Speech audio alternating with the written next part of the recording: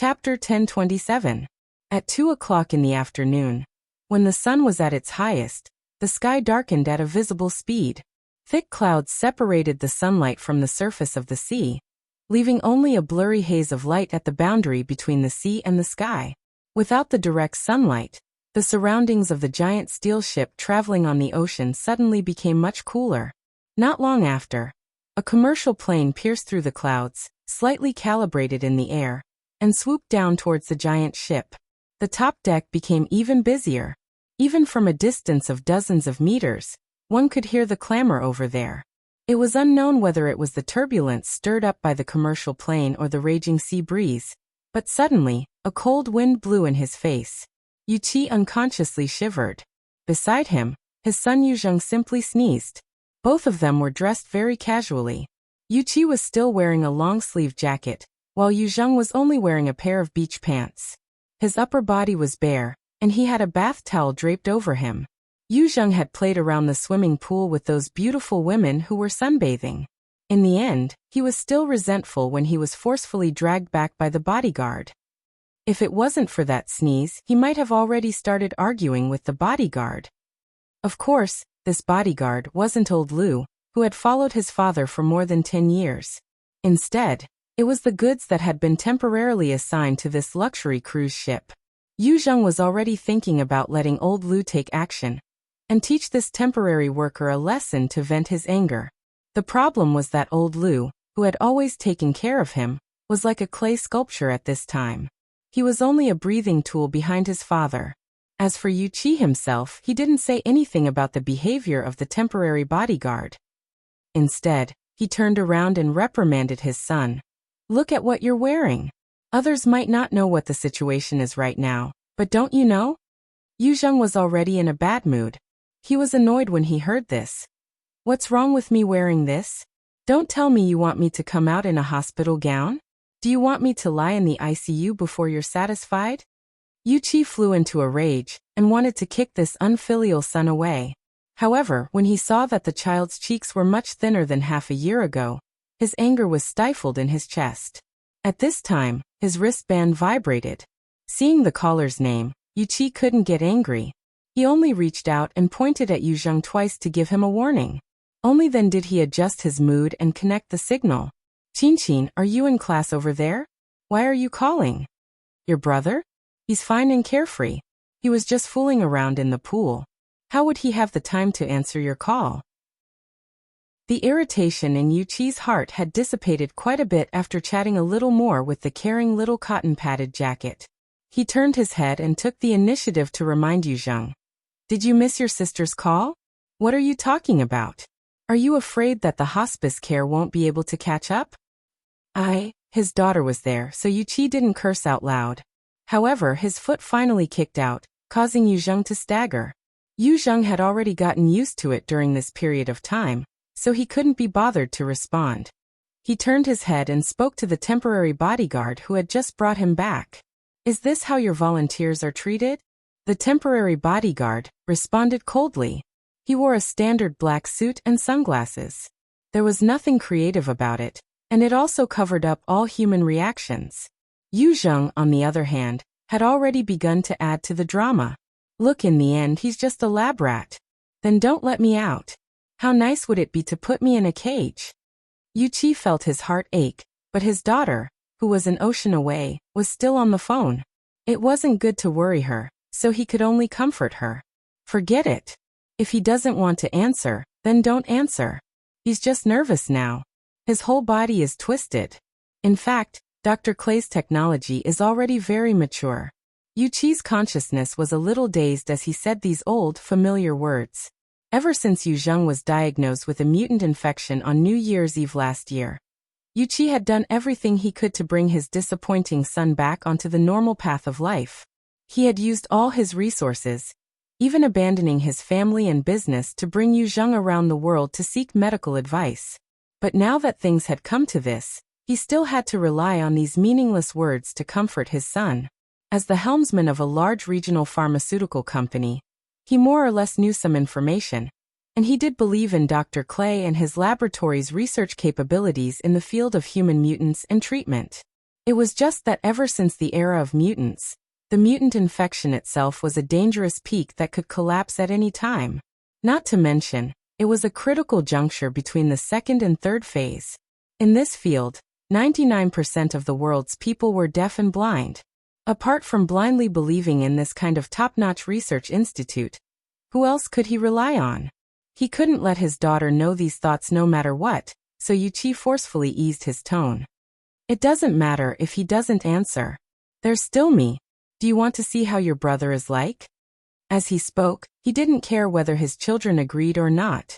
He turned on the projector function and prepared to let the siblings meet to dilute the current terrible atmosphere.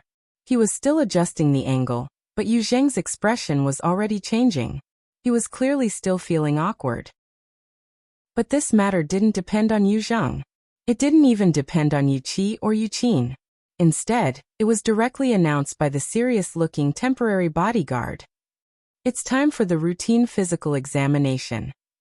As he spoke, the temporary bodyguard directly gestured for them to go back. Hee, the little white mouse is about to enter the cage. Yu Zheng was surprisingly cooperative this time. He sneered, turned around and walked back. He had already walked behind the temporary bodyguard. But he turned back and patted the robust man's chest. I'll bite open the cage and run out soon. The temporary bodyguard didn't respond at all. His expression remained indifferent as he turned around and followed behind Yu Zheng. He also turned a blind eye to Wuxia on the other side. Wuxia watched this scene in a daze. Dad. Yu Qin was puzzled. It's nothing. Your brother has to go for a physical examination. Don't worry, we'll contact each other later. Wuxia hurriedly hung up and took 2 steps forward. He wanted to follow behind, but after a moment's thought, he let old Lu follow and take care of him first. Old Lu was a little hesitant. Chairman. It's nothing. Little Zheng isn't that far. I'll let him come over. Wuxia watched Yu Zheng and old Lu's figures disappear from his line of sight. Only then did he find a contact number and dial it. Smith, it's me. Hey York, I was just about to contact you. As an important partner of Wuxia Pharmaceuticals in the New World, Smith had a pretty good personal relationship with Wuxia. He immediately called out the nickname he had given Wuxia without permission. He couldn't hide his excitement. Come over quickly. Come to the exhibition hall first. Today's scene is amazing. The small incident in Ban City didn't affect this great trade fair. I saw a lot of big shots. They even arrived early. I originally thought that I would only be able to see these walking money and power after 20 o'clock. Wuxia wasn't in the mood to tease people.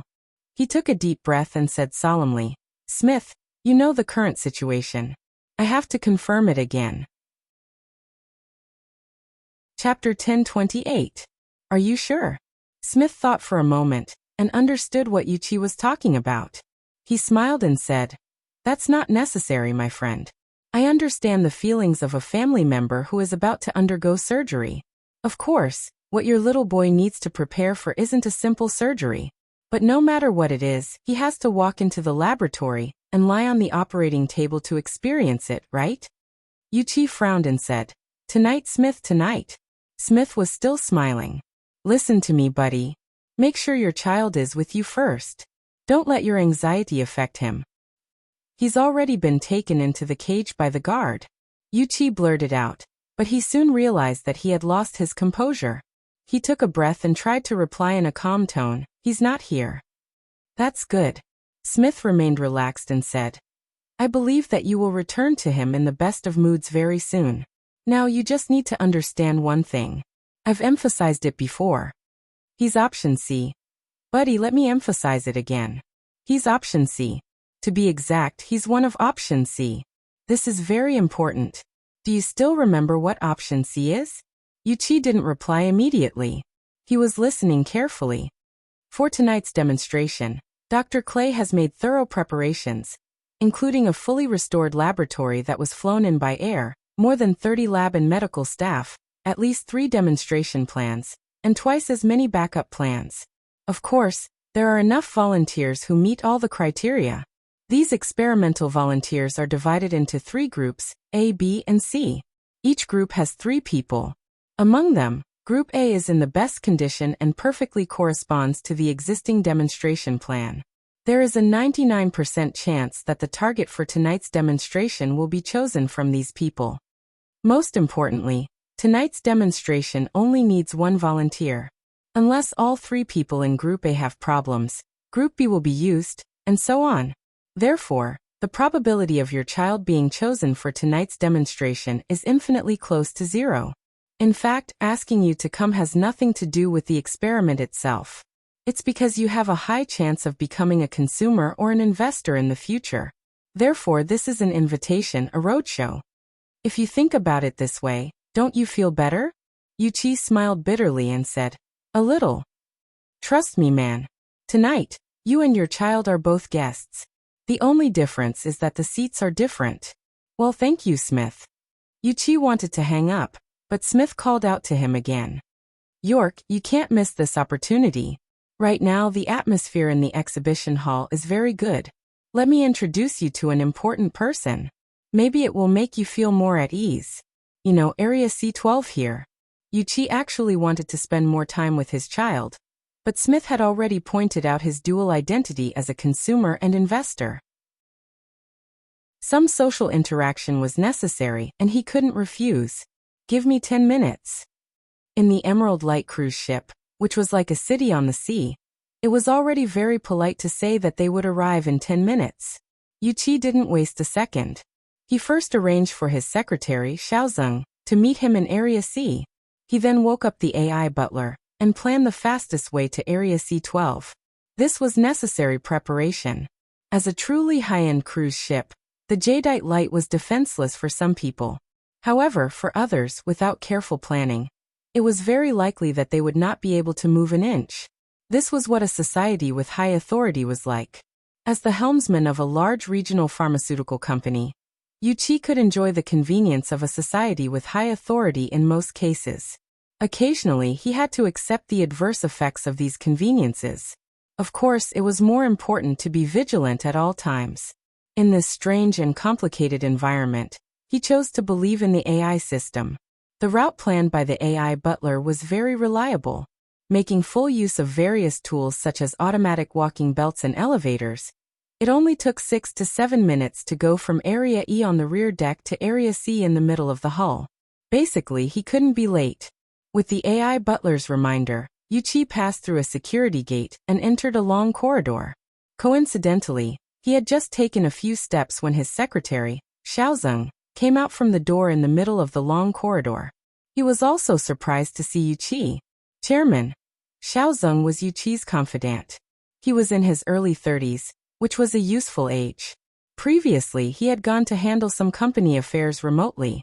He heard Wuxia's instructions and rushed over to meet up. The young man had always been very good at positioning himself. Although according to the route, his position in the long corridor was much further ahead than Wuxia's, he still trotted over and took the initiative to approach Wuxia. But at this time, Wuxia's wrist began to vibrate violently. Xiaozeng also subconsciously raised his hand. The AI butler sent a message. "Please stop and return to the CK-181 security gate. This area's access rights have been temporarily increased. You do not have access rights. Estimated opening time of this area, 14:22. You can choose to wait outside the area or go around." Wuxia and Xiaozeng were a little stunned. This kind of situation was too rare. Even someone as knowledgeable as Wuxia encountered this for the first time. Due to his cautious attitude in terms of access rights, Wuxia didn't have the intention to violate it. If it had been 10 seconds earlier, he wouldn't have crossed the security gate at all. But the problem was that he had already walked almost 20 meters on this seemingly ordinary long corridor. As for Xiaozeng, he was obviously further away from the entrance, but he was closer to Wuxia. He gritted his teeth and sped up, wanting to meet up first. It was at this moment that another door opened automatically on one side of the long corridor. The location happened to be in the middle of Wuxia and Xiaozeng. 7 or 8 people came in from the other side of the door, all dressed in classic bodyguard attire. They were almost no different from the one who had just pushed Yuzheng back into the cage. In the middle of these people was a wheelchair. It was so tightly covered that it was impossible to see who was on it. When the other side saw Yuqi and Xiaozeng, they were also startled for a moment. They quickly issued orders. Go back. Xiaozeng was less than 10 meters away from Yuqi. He reacted quickly and immediately shouted, "We're together." The young man wanted to go through the wall and quickly meet up with the boss. But the space in the long corridor was too limited. Xiaozeng hadn't even finished speaking when one of the bodyguards suddenly exerted force and pressed him against the wall. They twisted his joints and directly locked him up. The young man screamed. His whole face was deathly pale as if his joints were dislocated. "We're preparing to go back." Yuqi's back was cold. No matter who the other side was, he couldn't go against them at this time no matter what. But Xiaozeng was in such a state that it would be inexcusable if he didn't save him. The burly men on the other side all had a cold appearance carved from the same mold. They didn't respond to Yuqi's explanation. In fact, they hadn't stopped at all since they entered the long corridor. Yuqi and Xiaozeng were just a small accident that they had casually dealt with. Realizing this, Yuqi felt even worse in his heart. Before he could find a way to deal with it, there was another sound of the door behind him. The security door he had just passed through opened again. There was also a very unrestrained cackling sound. The so-called Society of Authority is a society that legalizes privileges. In this system, you only need to pay attention to one thing. Be a model. Chapter 1029. For people entered through the security gate. The one chattering endlessly was a man in a flowery shirt who looked like a tourist. Aside from him, there was a muscular, dark-skinned man with clear tattoos on his face and body. There was also a petite, short-haired beauty with an elegant temperament. In addition, there was an extremely young man. He looked to be a few years younger than Yu Zheng. The four people walked directly into this high-clearance area. They were different from Yuqi, who was at a loss for what to do. They were also different from the Grim and Grim group of bodyguards. It was as if they were truly on a luxurious cruise ship used for pleasure. At least, some of them were like this. They even ignored the tense atmosphere in the long corridor, the unnatural people and actions, and walked straight over. The flowery shirt man continued to talk non-stop, saying some specious words. The muscular, dark-skinned man had his head lowered the entire time. The short-haired beauty had a calm expression and didn't look sideways. Only the young man swept a few glances over with some curiosity. Yuqi's gaze collided with the young man's for an instant. The young man clearly didn't feel anything, but Yuqi was different. This was because he recognized this person. In this moment, memories that he once thought had faded suddenly surged up. Half a year ago, at Aurora Cloud City, at nearly the same time as the news of Yu Zheng's mutation infection was exposed, their family unexpectedly met this young man in the elevator. Luonan. Being in Xia City, Yuqi more or less knew a few things about this young man. He still remembered that Luonan had a group of people by his side at the time. Yuqi was the youngest of the group, but he was already the core of the group without a doubt. Half a year had passed. They were separated by tens of thousands of kilometers. The circumstances were completely different, but this young man was actually like a fish in water in this inharmonious environment. The flowery shirt man's mouth didn't stop. It looked like he was preaching and teaching, but his words were clearly referring to Luonan as one of his kind. He was boasting about himself. Yuqi was absent-minded once more. Even he didn't know why he was able to observe in such detail.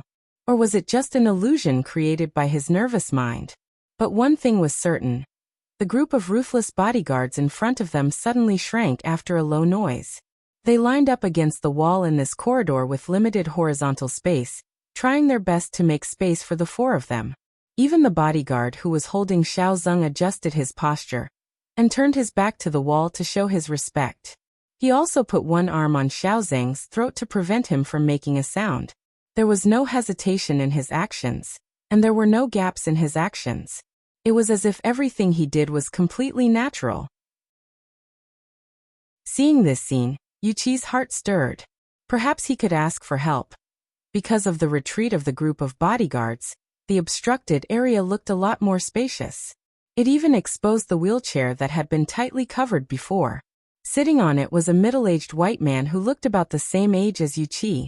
His complexion was not very good, and his skin showed an ominous iron red color. His eyelids were half closed, and his energy was not good. He looked like he was seriously ill. It seemed like the temporary increase in authority this time was to transport patients. However, when the four of them walked over as if it was a matter of course, the person in the wheelchair actually forced his eyes open and smiled. He nodded at them as a greeting. This kind of polite and restrained behavior finally caught the attention of the four. Among the four of them, the one in the flowery shirt, who had been bragging about needing to raise their demeanor, turned his head slightly and laughed. "Jeff, you old hyena, did something happen to the charging station again?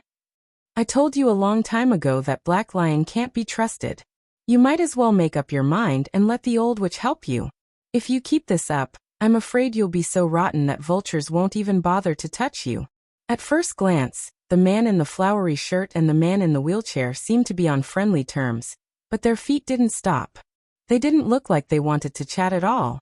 Jeff, who was in the wheelchair, smiled but didn't say anything. After this interruption, Wuxia choked back the words of help that were at the tip of his tongue. Seeing that the best time to ask for help had passed, the four of them passed by Xiaozeng, who was still pressed against the wall in the next moment. The young man Luonan patted the shoulder of the bodyguard who was still locking Xiaozeng. He didn't stop and just walked over. The bodyguard subconsciously loosened his grip. Only then did he remember to turn his head to look at Jeff's expression. Jeff just motioned for the surrounding bodyguards to continue pushing him forward. The group of people returned to their original tight formation. They soon walked past Wuxia and exited through the security door that he had just entered. Wuxia didn't dare to move during this time. Just like that, the corridor that was suddenly congested also suddenly became quiet. Only Wuxia and Xiaozeng, who was holding his shoulder and moaning, were left within the 10-meter area. One was standing and the other was lying. His wristband vibrated once more. It should be a notification of a change in authority. Wuxia didn't pay attention to the specific content at all. He just faintly heard the man in the flowery shirt praise. "Hey, he's got that style." Wuxia woke up with a start. He hurried to Xiaozeng's side and crouched down. "Don't move. Let's check for injuries first." He couldn't help but look forward as he spoke. The four of them had already pushed open the door to the other side of the corridor, cutting off his line of sight.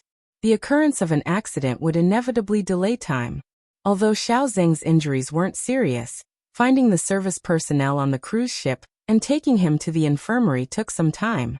Wuxia was undoubtedly going to be late by the time he finished arranging things. By the time Wuxia arrived at the exhibition hall of Area C12, he was already 5 minutes late. He explained things to Smith midway, and Smith didn't really care. But Wuxia still apologized first when they officially met. He didn't rashly speak of the specifics. Whether it was Luonan, whom he knew before, or Jeff, whom he heard in the middle, their identities weren't simple at all. He wouldn't look for trouble for no reason. The problem was that Wuxia didn't mention it, but Smith did. Moreover, Smith spoke with an extremely excited tone. "Hey York. You just missed a true big shot. Old Els just left." "Old Els?" Wuxia was still a bit absent-minded, so he answered subconsciously, "Impossible. He's already so old." This is the most inconceivable part. You can't even imagine what I saw. Smith had a thick, square face. He looked very serious at first glance, but his expressions were actually rich. Right now he was in an extremely excited mood. His expression was even more exaggerated, like an actor in a sitcom. Oh my God! If Bai Xinyan didn't greet him and confirm his identity, Smith couldn't even continue his words due to his excessive excitement. He could only repeat over and over, "Unimaginable. Unimaginable. This is definitely a big news. They're preparing to create a super big piece of news." Bai Xinyan? Wuxia heard a name that seemed familiar, but it didn't stir up too many thoughts. Instead, Smith's behavior made Wuxia feel that he had the obligation to wake his friend up. "Hey, calm down a bit. You can basically only see that person in documentaries. Are you sure that's old Els, Jeff L?" The last soft and weak sound of air suddenly froze. Then Wuxia faced Smith, who was about to retort with wide eyes, and Wuxia unconsciously repeated. And again. "Jeff? Which Jeff? Which other Jeff could it be? Hyena 3? Hey." Smith was a bit unhappy. He felt offended. It was only then that Wuxia remembered that Smith was a loyal believer of old elves. In the business world, there were a lot of people who succeeded. Many of them could be worshipped by those who came after them, hoping that they could imitate their predecessors' path to success and obtain supreme support from the power of capital. But among these people who succeeded, not everyone's name had the effect of being totemized. That was to say, hearing this name was like touching wealth itself. In the history of mankind, after the power of capital obtained the supreme ruling power, there were only a few hundred people like this in the past 3 to 4 centuries. The old elves that Wuxia and Smith mentioned was definitely one of them. This was not only because he and his family were always at the top of the various wealth rankings, but also because of his legendary status. Old elves spent the first half of his life in obscurity, or perhaps he lived in a sewer that normal people could not understand. Then, when he was close to 80 years old, he suddenly jumped onto the most glorious and cruel stage. Before the Third World War, he plundered the wealth of many unstable countries through various dishonorable means, magnified his ill-gotten gains 100 times through the use of war leverage, and the Reconstruction economics that had a mixed reputation after the war. Of course, there were countless assassinations and anti-assassinations, subversion and anti-subversion, death and being killed. In the past 20 to 30 years, as he faded away from various highly publicized affairs, this person had really become a pure totemic symbol. Correspondingly, there was only one thing left that people in the world paid the most attention to. Was he still alive? When would he die? Under the premise of not caring about the cost, to what extent could human life be extended? This was Jeff Els, a superhuman who was said to have wandered the earth for more than 130 years. Some people even swore that he was the only person left in the world who had experienced World War II, or a wizard. Of course, there were even more people who said that the real Jeff Els had long turned into ashes, and the legend left behind was just a gimmick that the Els family used to maintain its legendary status. Wuxia originally had no interest in this kind of thing, until today, until now. He could not help but recall everything that had happened in the long corridor, all the information he had received, especially the mockery of the man in the flowery shirt who did not regard himself as an outsider. His mind was making absurd and terrible associations, before he could sort out the logical chain of reasoning, or rather, before he could believe it. His body was already covered in a thin layer of cold sweat. Chapter 1030. Wuxia instinctively didn't want to continue, so he changed the topic. Aren't you going to introduce me to an important person? He did change the topic, but there seemed to be some kind of magic. The bullet that had missed the target returned to the bullseye. He subconsciously said, "If it's Mr. Old Airs, don't joke around. The thing I regret the most in my life is not rushing up, kneeling beside him, and kissing the back of his hand." Smith's words were exaggerated and sincere. And then being pressed to the ground by those black suits? Smith didn't hear the small details in his words. He just expressed it in an irrational manner. That was worth it, York. That was worth it. Mr. Old Airs is my spiritual mentor. Maybe if he touches me, he can change my fate forever. Left or right, death or life. Wuxia moved his lips, but in the end, he didn't say anything about the scenery. He just said, "I just want to know someone who can make me feel at ease now." Oh, that's right. I still remember. Forgive me for being a little excited just now. I hope Miss Bicinian hasn't left yet. As he spoke, Smith led Wuxia through the exhibition area. Basically, on every large cruise ship, there was an exhibition area that displayed some works of art. They would also host some small auction activities. These exhibitions generally had limited space and resources. If they didn't have something, they would lack something. If they did, it wouldn't be a big deal. But this time, it was different in Jade Light. The exhibition area wasn't just in Area C12. In fact, Area C, which was a commercial shopping area, had been transformed into an exhibition hall. Wuxia had been here once. For areas with tens of thousands of exhibits. Of course, it was nothing compared to those large-scale trade fairs on land. But as a cruise ship that had been sailing at sea for dozens of days, the scale was already very large. There was no doubt that it was being operated as a large-scale theme. Yuqi also knew that the things on display so far were more or less special. According to Smith, these were some advanced products that hadn't been accepted by most people in time. To put it bluntly, they didn't conform to laws, conventions, or even moral norms. Yuqi felt that it was understandable. Although these exhibits were strange and different, they had a relatively unified theme. They were closely related to aberrations. Abnormality was a gray area, and there were too many things that went against traditional morality. Yuqi's Wuxia pharmaceutical company's main business had yet to reach this level. It was only a little related to some fields. This little bit was also the heaviest tax, and at the same time, it brought considerable profits. From this point alone, one might be able to discern some sort of direction. Of course, the people who boarded the Jade Light and stayed there until now or were currently rushing to the ship were more or less related to the distortion. They were either engaged in related industries and ran businesses in this area, or like Yuqi, they were voluntarily or involuntarily associated with aberrations. As for Jeffrey Els, of course he also belonged to this group. As such a legendary tycoon, it was not surprising that he was involved in any industry. However, there was one thing that Yuqi still could not get over. That image. He thought that if he wanted to see a similar image of Jeffrey Els, he would have to look for it in a documentary.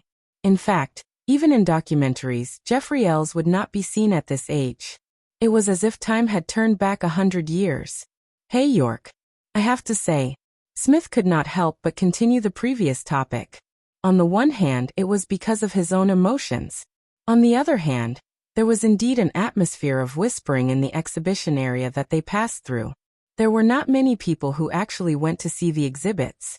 They gathered in groups of 3 or 4, gesturing, surprised, and whispering to each other.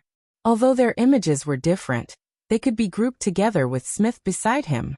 They were all people who had been run over by something incredible, had survived a disaster, or had hit the jackpot. No matter what, they were all emotional reactions. Smith also reached out and pointed to Yuqi, letting him see the reactions of the people around him. If it's possible tonight, when I point out Jeffrey Els to you, either you doubt your eyes, or you doubt the intelligence of the top tycoons at the scene. I don't think I'll doubt anything at that time, Yuqi murmured, because I'm doubting it now. He inexplicably thought of Yu Zheng, his own child, and then whispered, maybe I've still underestimated the power of the distortion. Smith finally noticed Yuqi's strange reaction. In this kind of situation, he naturally made an empathic connection. York, let me guess. What did you see? Yuqi didn't have the energy to play guessing games. He waved his hand and directly revealed the answer. I also saw the Jeffrey in the wheelchair. Looking at Smith's widening eyes, Yuqi spread his hands. He's in the long corridor behind us, but I'm not sure if he's the one in the documentary. Actually, I still don't understand how you guys recognized him. Smith was stunned for 2 seconds before he subconsciously replied, it's enough that someone trustworthy recognized him. Smith was stunned not only because of Yuqi's answer, but also because he had received an excessive amount of information at the same time. Hey, look over there. By Xinyan, the one I want to introduce, the important person who recognized old Els. She's looking over. Yuqi looked up when he heard this, and happened to meet the gaze that was cast over from not far away. Unsurprisingly, the person was the same as the name he heard. It was a pleasant-looking woman. However, there was something unexpected. This important person was actually wearing a white suit, giving off the air of a professional. Of course, she wasn't that strict right now. The front of her shirt was half open, revealing a dark blue shirt. She looked a little casual, but it was enough to clearly distinguish her from the surrounding businessmen and women. Yuqi and Smith didn't know why Bai Xinyan would cast her gaze over from afar, but if they missed this opportunity, they definitely wouldn't be qualified businessmen. Therefore, Smith and Yuqi both sped up their footsteps and took the initiative to greet her. The former began to greet her from 7 or 8 meters away. Dr. Bai, we meet again. He took a few steps forward and turned around to introduce to Yuqi. This is Dr. Clay's most outstanding student and collaborator, Dr. Bai Xinyan. He then said to Bai Xinyan, my most capable partner in the old continent, Mr. Yuqi, the chairman of Xia City's Wuxia Pharmaceuticals. If I remember correctly, you guys should be from the same hometown. Chapter 1031. Yuqi was stunned. Smith had not mentioned this before. Whether it was the relationship between Bai Xinyan and Dr. Clay, or the fact that they were from the same hometown, Bai Xinyan took the initiative to shake his hand. Bai Xinyan took the initiative to extend her hand and shook his hand with a smile. We are indeed from the same hometown. The headquarters of Wuxia Pharmaceuticals is in Nader District. My father works at the nearby Run AI Hospital. We might even have a working relationship. Yuqi instantly went through all the famous doctors in Renai Hospital. He had a guess in his mind, so he asked tentatively, Daydream, Professor Bai is your... It's that old father of mine. Oh, Professor Bai is fully deserving of the title of the leader of neurology and psychotherapy. My company had a very pleasant collaboration with Professor Bai's team in the development of endocrine targeting drugs. That was how society worked. As long as they could find a connection, both parties would naturally feel close and comfortable. After chatting with Bai Xinyan, Yuqi glanced at Smith again. He did not know if this was part of Smith's calculations. This guy might not be a good manager, but he was definitely a first-class broker. For experienced people, as long as there was an opening, it was only a matter of a few sentences to get to the point. Soon, the three of them talked about Yu Zheng. What made Yuqi feel a little relieved was that Bai Xinyan's words were very similar to Smith's. I understand how you feel, Chairman Yu. I can also guess the mental state of young people. In this world, there are very few people who can use themselves as a test subject without batting an eyelid, and even enjoy it. Yuqi did not know if it was an illusion, but he felt that Bai Xinyan was hinting at something. She continued, the physical and psychological development of young people is far from perfect. Treating them with abnormalities too early can easily lead to both physical and psychological problems. Rather than rushing them into the treatment process, it is better to spend some time building up their confidence in this method. I think Dr. Clay also considered this, which is why he placed your child in Group C. Speaking of which, with the advancement of technology and the change of society as a whole, perhaps it won't take too long before such treatment becomes popular. After that, it will be popularized. From this perspective, the nervousness of young people today may become urgency in the future. Who knows? Bai Xinyan's. Her words were brilliant. Not only did she appease Yuqi, but she also teased him subtly. If it were the Yuqi who was on the deck, it would have been fine. However, the experience he had on the corridor and the information he gained after learning about it made him feel reverence for the supernatural phenomenon that was once so close to him. For a moment he was a little absent-minded. At this moment, Smith finally could not hold it in any longer and continued to ask, in that case, what kind of person is most suitable to carry out the aberration treatment that you mentioned, Dr. Bai? Infected by the mutation? Adults? Mature mind? Or maybe I just need determination and a corresponding reward. I mean, like Mr. Jeffrey Ells? Bai Xinyan pointed it out. Smith nodded decisively. His deep-set eyes were burning with ambition and desire. Bai Xinyan shrugged. Since the 60s, old Mr. Ells has been the convener of human life research and the largest research funding provider. The theoretical lifespan of the generation after the war is as high as 120 years, which has not been fully verified yet. However, the effective working age skyrocketed to 75 years, and it is indeed his great contribution. Smith did not know whether Bai Xinyan was praising or mocking him. He could only do his best to protect his idol. Mr. Ells is a pioneer, there is no doubt about that. Yes, I hope he can give a correct and promising direction. Yuqi always felt that Bai Xinyan's words had a different meaning. While he was pondering, Bai Xinyan seemed to have seen something. She raised her head and looked into the depths of the exhibition area. Suddenly she said softly, sorry. Then, she separated from the two and walked in that direction. Before she left, she took a deep breath. What's wrong? I'm not sure. Yuqi and Smith had a meaningless conversation. They also stretched their necks to look over, but with so many booths between them, they really did not know what was going on. Smith casually said some gossip. Right about this doctor Bai Xinyan, There is an identity that I did not mention before. It is said that she is the girlfriend of that young Mr. Wang. Which? Aren't you standing on that person's private property? Wang Yu. Yu Qi also took a deep breath, but the shock he felt was not as direct as Jeffriel's. Compared to the legends of old, the young and high-profile figures of power of today inevitably made people divert some of their attention to the astonishing family behind them. Of course, with Yu Qi's net worth, he really did not have the qualifications to judge others. He did not have the qualifications to judge others. It was also at this time that the two finally saw something different as they followed by Xinyan's back. Actually, the two still did not see too clearly, but Yu Qi caught a glimpse of a dark and muscular giant among the stream of people in the exhibition area. This giant was clearly half a head taller than the others. Yu Qi's pupils contracted. He immediately recognized this person. This was one of the 4 people from Luo Nan's group of 4 that he had met in the long corridor. This person had arrived. Didn't that mean? That's right. Right now, Area C had become an exhibition area. Luo Nan and the others had come here. They probably had no other goal. Talker? Smith's reaction was a bit slower, but he clearly understood the identity of the person on the other side. Talker? The one from Koro Base? That big guy? Yu Qi was truly shocked. Yu Qi had heard of this name before. In fact, any multinational enterprise involved in ocean shipping would inevitably have to deal with the logistics tycoon of this area, the godfather of the underworld, Talker. The sales network of Yu Qi's Wuxia Pharmaceuticals did not set foot in this area.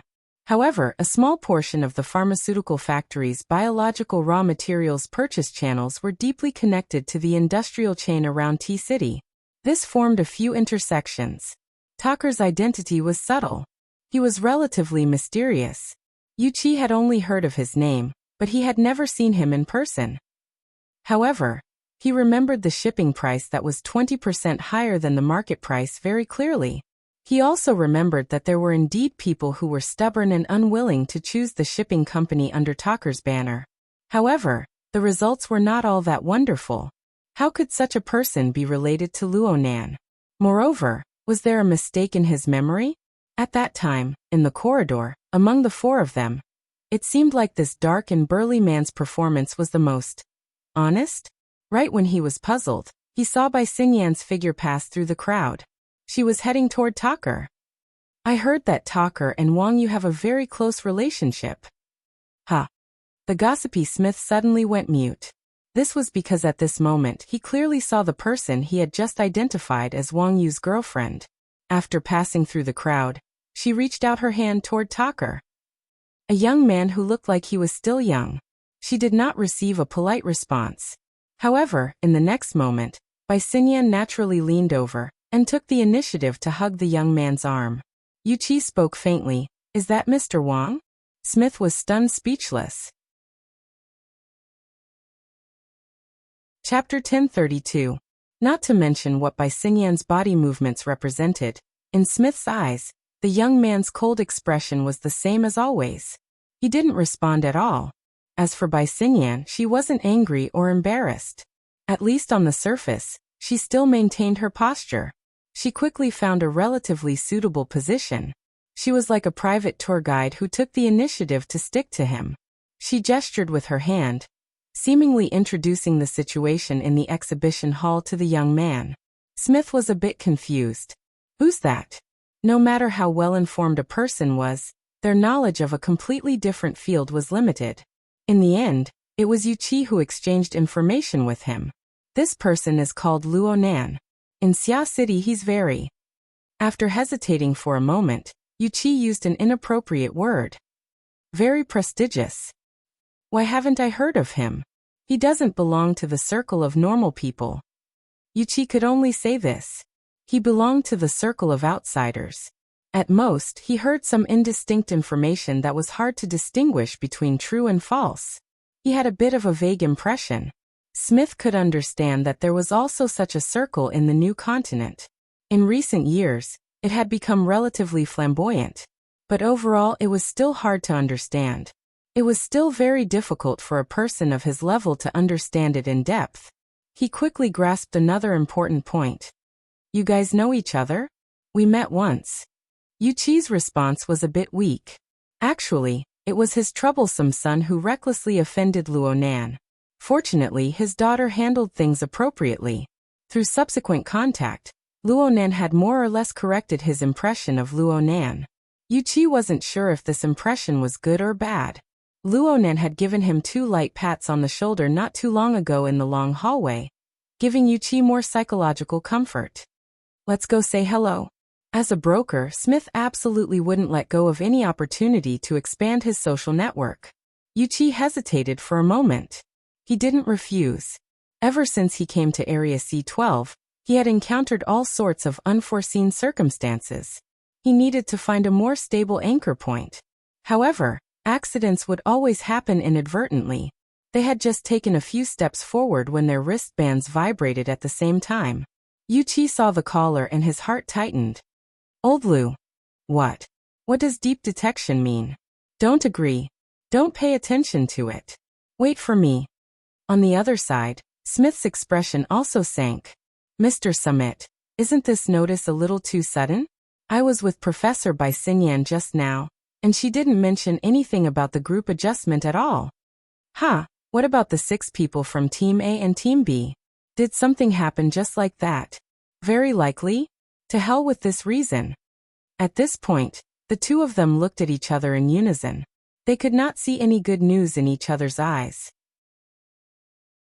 Things were really troublesome. Let's go. Smith shouted. Before he could react, Yuqi had already turned around and left quickly. Soon he was in a jogging state. In the current hall, there were only 2 or 3 non-important people who left in a hurry. It was impossible for them to attract too much attention. Luonan shot a glance in that direction, but he soon placed his attention back on the woman who was holding his arm. The greetings had been exchanged, but that didn't mean that he had accepted her. Luonan and Bai Xinyan were basically in a state of enmity ever since the 2000th Young Miss incident. If Bai Xinyan hadn't cooperated with him a few times, intentionally or unintentionally, and covered for him a few times, the 2 barely managed to form a tacit understanding. Luonan wasn't sure what Bai Xinyan would have done when their bodies touched. However, he also suspected that Bai Xinyan had guessed his current attitude. That was why she had appeared here in broad daylight. Otherwise, she would have been like the 2000s incident. She would have run away without a trace. This could be considered confidence. Was she holding on to Luonan's confidence? Your courage is commendable. Luonan gave a word of praise, expressing his appreciation for Bai Xinyan's actions. But he had no intention of introducing her to the other 3. The problem was that there was no need for him to introduce her. Blood Demon whistled. Oh my, isn't this the black-hearted beauty who tricked Jin Tong to death? Bai Xinyan bowed slightly. Mr. Blood Demon must be joking. In the next moment, she took the initiative to speak to Wan Luhua. Instructor Wan, the first quarter's subsidy allocation will be transferred to you in about a week. I'll have to trouble you to take care of it. Wan Luhua had clearly dealt with Bai Xinyan more than once. Your turnover is getting more and more procrastinating. After all, this is the first wave of burners retiring from the army. The unexpected product changes have caused a large discrepancy with the budget. Plus, there are quite a few independent directors. Their heads are in a terrible mess due to the production line switching. It's hard to avoid a bit of a fuss. Even Tucker and Bai Xinyan exchanged glances as they spoke. Luonan was a bit surprised. He didn't expect that Bai Xinyan was really famous in the inner world. All right. Her connections in the inner world were much deeper than Luonan's at first glance. This indirectly proved one thing. The power behind Bai Xinyan was quite impressive. At the very least, it was on the level of being acknowledged by extraordinaries like Blood Demon and Wan Luhua. From this point of view, she had her value.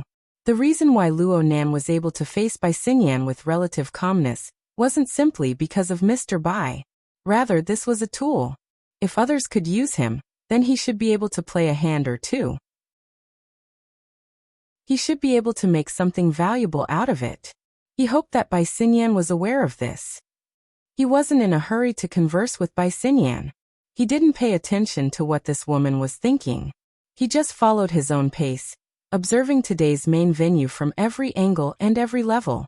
He had to investigate if there was something odd. He had to ask if he didn't understand. As long as he could get an accurate answer, it didn't matter who answered. From this point of view, Bai Xinyan could be considered an excellent guide. She giggled as she explained the layout of the entire sea area to Luo Nan. She also explained the main contents of the 4 exhibition areas. Within the venue, there is an exhibition area for natural materials from various rare mutants. There is an exhibition area for equipment that can be used for the processing and manufacturing of related materials. There is an exhibition area for the application of cutting-edge technology in related fields. There is also an exhibition area for auction items with relatively high collection values. A sparrow may be small, but it has all 5 organs. Basically, since the era of mutants, traces can be found within everything related to mutants. This is precisely the theme of this year's Jadeite Light Trade Fair. All 5 organs? Isn't it just 4 organs? Blood Demon was all smiles as he teased Bai Xinyan. If you say it like this, then there really is. Bai Xinyan didn't have time to respond before Luo Nan spoke first. There are quite a few people here. Chapter 1033. Blood Demon displayed his ability as a supporting character. What do you mean? Only humans can recognize things like distortion. Only then can there be so-called collections, processing, and cutting-edge concepts. Only when applied to humans does it have real meaning. You can say that. Luo Nan's gaze swept across the groups of people in the exhibition hall. Many people had been studying the ship with curiosity and scrutiny even earlier. Luo Nan was disinclined to pay attention to them. He just said, "The ship is a bit empty right now. It shouldn't be enough to cover the relevant fields. Will it increase?" Empty. Blood Demon looked around. There were only 6 hours left until the auction at 8 o'clock in the evening. Some important auction items had already been arranged, and people began to fill the exhibition hall. Even if it wasn't to the point of being overflowing with people, it couldn't be associated with the word empty. Right now, the Jade Light has a total of 4,821 people, including the crew. I've checked the data. This cruise ship can carry over 15,000 people at full capacity. That's not even a third of it. Okay, it really is quite empty. Blood Demon shrugged. This is the data from Wang Yu's 30th birthday carnival a few years ago. The number of people on the ship exceeded 10,000. This is the first and only time. Bai Xinyan was still holding on to Luo Nan's arm. She spoke the name of her rumored boyfriend in a calm and natural manner. This is a private cruise ship, and it's specially prepared for large-scale luxury parties. It's basically not used for business purposes. Of course, the more space is wasted, the better. Almost 5,000 people is quite a lot. Plus, there will be some important people and their attendants coming later. If I had to make an estimate, it would be around 6,000 people. Really? Luo Nan didn't continue on this topic. He looked straight at Bai Xinyan for the first time. You know who I'm coming for. Bai Xinyan pointed her arm forward. The collection auction item area is this way. The venue has already been set up. Someone who didn't know better would think that Luo Nan was the owner behind the scenes of this auction. Blood Demon immediately gave him a thumbs up, but Luo Nan clearly wasn't in the mood to joke around. He just stared at Bai Xinyan until Bai Xinyan nodded. It was set up not long ago. Some of the installations need to be debugged. After all, this is the largest of all the auction items. Once it's installed, it won't move again until the auction ends. Bai Xinyan also looked like she was reporting work. For the sake of convenience, the entire booth is placed on the elevator. This is to facilitate the flow of the auction. Luo Nan and the others entered a relatively spacious area under Bai Xinyan's guidance as they spoke. The so-called spaciousness was only relative. There were actually quite a lot of people here, but compared to other areas, it seemed like there were more people working here. They were scattered in this nearly 200 square meters area, surrounding the central booth for various configurations. Luo Nan's eyes swept all around him. Rather than calling these people equipment debugging personnel, it would be better to call them lighting engineers and the like. The work under his hands consisted of light stands, projectors, AR equipment, At the back of the booth, there was an obvious holographic projection space, as well as auxiliary equipment. What a mess. This was what Luonan thought, and this was what he said. Are they trying to enhance the visual effect? Blood Demon returned to the scene for the first time, and asked with great interest. That's right. Bai Xinyan's answer was frank and direct. The relevant equipment is too specialized, and it's hard to reproduce the research object. Plus, they've been left unused for many years. They're far too old, and their appearance and selling points aren't particularly outstanding. So they need to be packaged. At the very least, we need to let people know what these equipment are used for.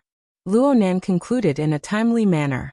His tone sounded calmer and calmer. At the same time, he stepped forward, bypassing the rather messy visual equipment, and climbed up the booth. The entire booth was shaped like a long arc. Luonan, who had once been to the 70-format laboratory, could tell with a single glance that the booth's flat body was an imitation of the laboratory's main layout. However, the two wings were spread out a bit more. This was most likely for the sake of carrying out a symbolic restoration of the cheliceraate corridors on both sides. The problem was that the originally picturesque crab-like layout of the laboratory had become a nondescript small semicircle due to the limitations of the spatial layout. There were 6 or 7 people pacing back and forth on the booth right now. Most of them were separated by a safe distance, carefully observing the equipment that had already been installed. Some of them were even taking pictures and videos. There were also people whispering amongst themselves. They seemed to be conducting some sort of evaluation. The arrival of Luonan and the others caused the free activity space of the booth to become narrow. Luonan didn't care about this.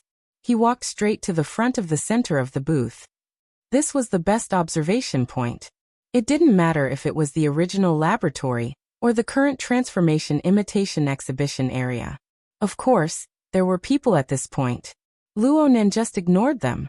The person in front heard the noise behind him. He turned his head and saw that Luonan was about to collide with him.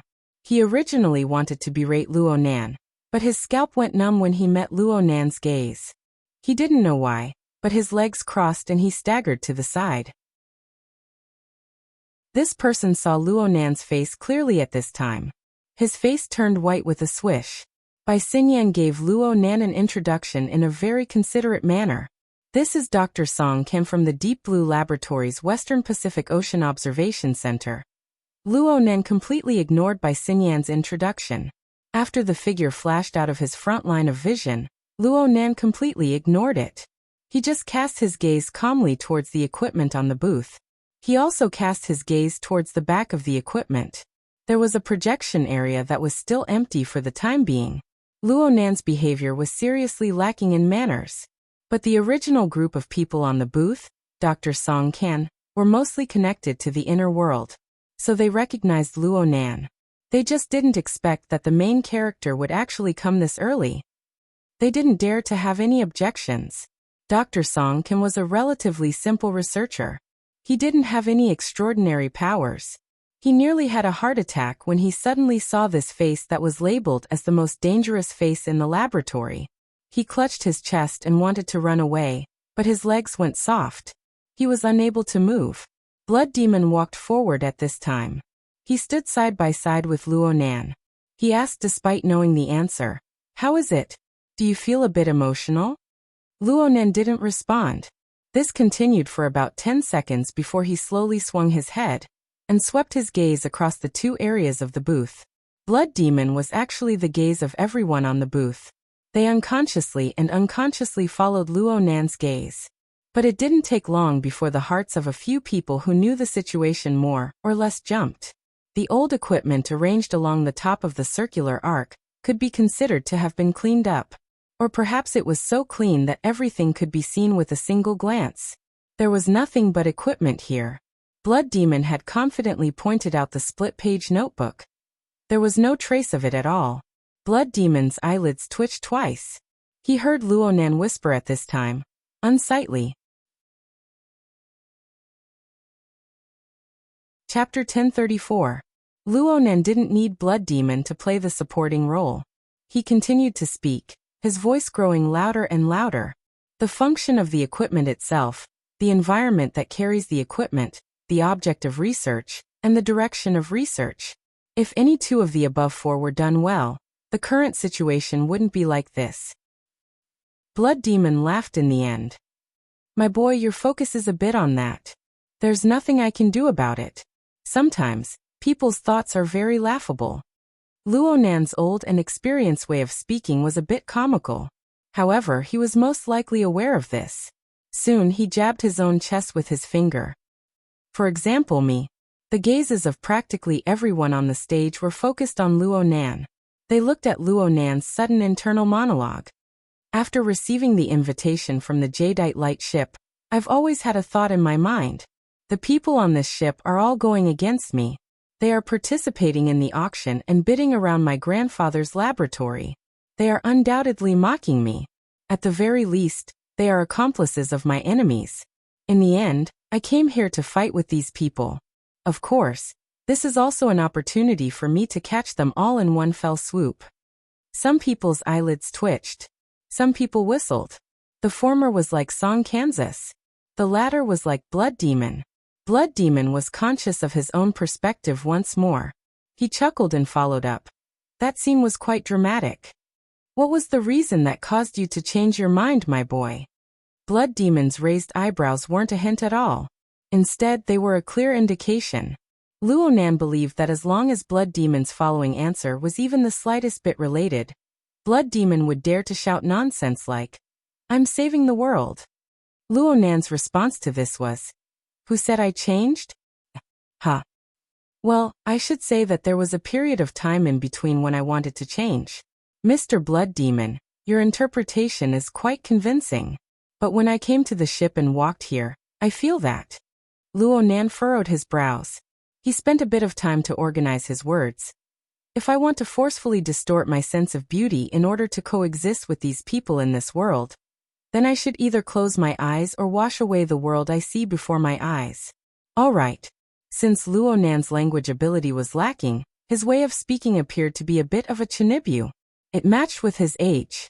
However, among all the people present, who would simply treat such words as chinibyu, words to deal with them, the Blood Demon glanced at the equipment on the booths again, and subconsciously touched his cheeks. Is it really that bad? I'm starting to doubt my own aesthetic judgment. What's bad about it? Wan Luhua took the initiative to ask with great interest. Human. Luo Nan's answer was even more concise, and it was even more unexpected. Let's just say half. At least not long ago, he regarded human as one of the 5 internal organs. His gaze moved from Bai Xinyan's face to Dr. Songkan's. Then he swept his gaze over the other people at the booth. The people standing in front of these instruments on this poorly restored exhibition stand should be pure researchers and explorers. Now what these people are thinking? Emotions, desires, inclinations. I don't approve of the things that have been accumulated. Bai Xinyan's expression was natural, but the faces of those below the doctor's level were hard to describe. Blood Demon scratched his head a bit at Luo Nan's reaction. I didn't get the feeling that you, brother, have moral cleanliness when we were chatting. Or are you just a bit emotional? In fact, not many people on Earth can achieve such a harsh standard. Not really. Even if you have different thoughts and selfish motives when faced with a complex and profound research subject, you don't have the energy to think about these messy things. When you are faced with a sandstorm evolved from shattered fragments of space and time, a sandstorm that could corrode buildings, lives, and even the space and time that holds you. If you want to find valuable things in this maze, how can you do it without the harshest of concentration? Blood Demon blinked. He wasn't sure if Luo Nan wanted to tell him something, or if Luo Nan was intentionally revealing something, or if he was declaring something, or if Luo Nan was simply venting his emotions because of the exhibition stand or the notebook. Luo Nan was far too unstable in this state. It was far too hard to grasp. Blood Demon was suddenly unable to feel Luo Nan's pulse. Luo Nan turned around at this time. He turned from facing the equipment to face the chaotic flow of people in the exhibition hall. The special atmosphere on this side of the exhibition stand was actually quite eye-catching. Many people strolling around the exhibition hall cast their gazes over. Some of them recognized Luo Nan. Some of them recognized Blood Demon, Wan Luhua, and some others. So much so that a circle of people unwittingly gathered around them. All sorts of gazes were cast over. Luonan met the concentrated fire of these complicated gazes. He suddenly asked, "These should be the people who support related research and consume the results of research." The first to answer was actually by Xinyan. All the participants on this ship represent practically 90% of the distortion industrial system. From upstream to downstream, from capital to scientific research, from production to consumption. They cover everything. Luonan's lips twitched. Is that so? These people are the ones who have the closest contact with distortion. They are the ones who trace it back to its source. Looking at it as a whole, looking at it from the current situation, they are truly rotten to the core. Rotten skeletal frames. Rotten mental structures. Rotten desires driven. Rotten tendencies of thought. If I'm not mistaken, 99% of the people here won't delve deeply into the distortion itself. They just hope to obtain money, satisfy their desire for power, or perhaps stay young forever. Blood Demon felt that Luonan's description was quite consistent with his previous description and criticism of the old system. He wanted to strike the iron while it was hot and pull Luonan's thoughts. But he never expected Luonan to take the initiative to turn his face. Mr. Blood Demon, I remember you saying that judging things as they are is the most extreme way of thinking. I did say that. I also said that a mature system must avoid excessive polishing of individual links. Oftentimes, individuals full of flaws are the precondition for a system to take shape. Luonan had said all the right and wrong things. Even with Blood Demon's mouth, he actually found it a bit difficult to continue. He and Wan Luhua locked gazes. Even though they were quite familiar with each other, they were unable to completely decipher each other's emotions and reactions. It was just like how they deciphered Luonan right now. But the current Luonan had already sorted out the entire clue and theme through these garrulous descriptions and his unique way of thinking. We can view the distortion industrial system as a system. We can tolerate its low conception, tolerate its many flaws, tolerate its slow progress. But we cannot tolerate its rigidity and lack of vitality. Blood Demon finally grasped the opportunity to intervene. You feel that there isn't enough vitality inside? Luonan's face was expressionless. No, it's the opposite. Although the majority of the people here have a messy body and soul frame, and their desires and thoughts are nauseating, it is qualified to be a living system. It can even be said to be full of vigor and vitality, with limitless potential. I'm just saying that when you clearly know what kind of environment the flies and maggots will be most active in, you will at least do your best to stay as far away from that place as possible. You will bring along all the things you believe to be the most precious. So let's hurry up and resolve the problem here. Chapter 1035. The proper business Luonan was talking about was undoubtedly the split-page notebook.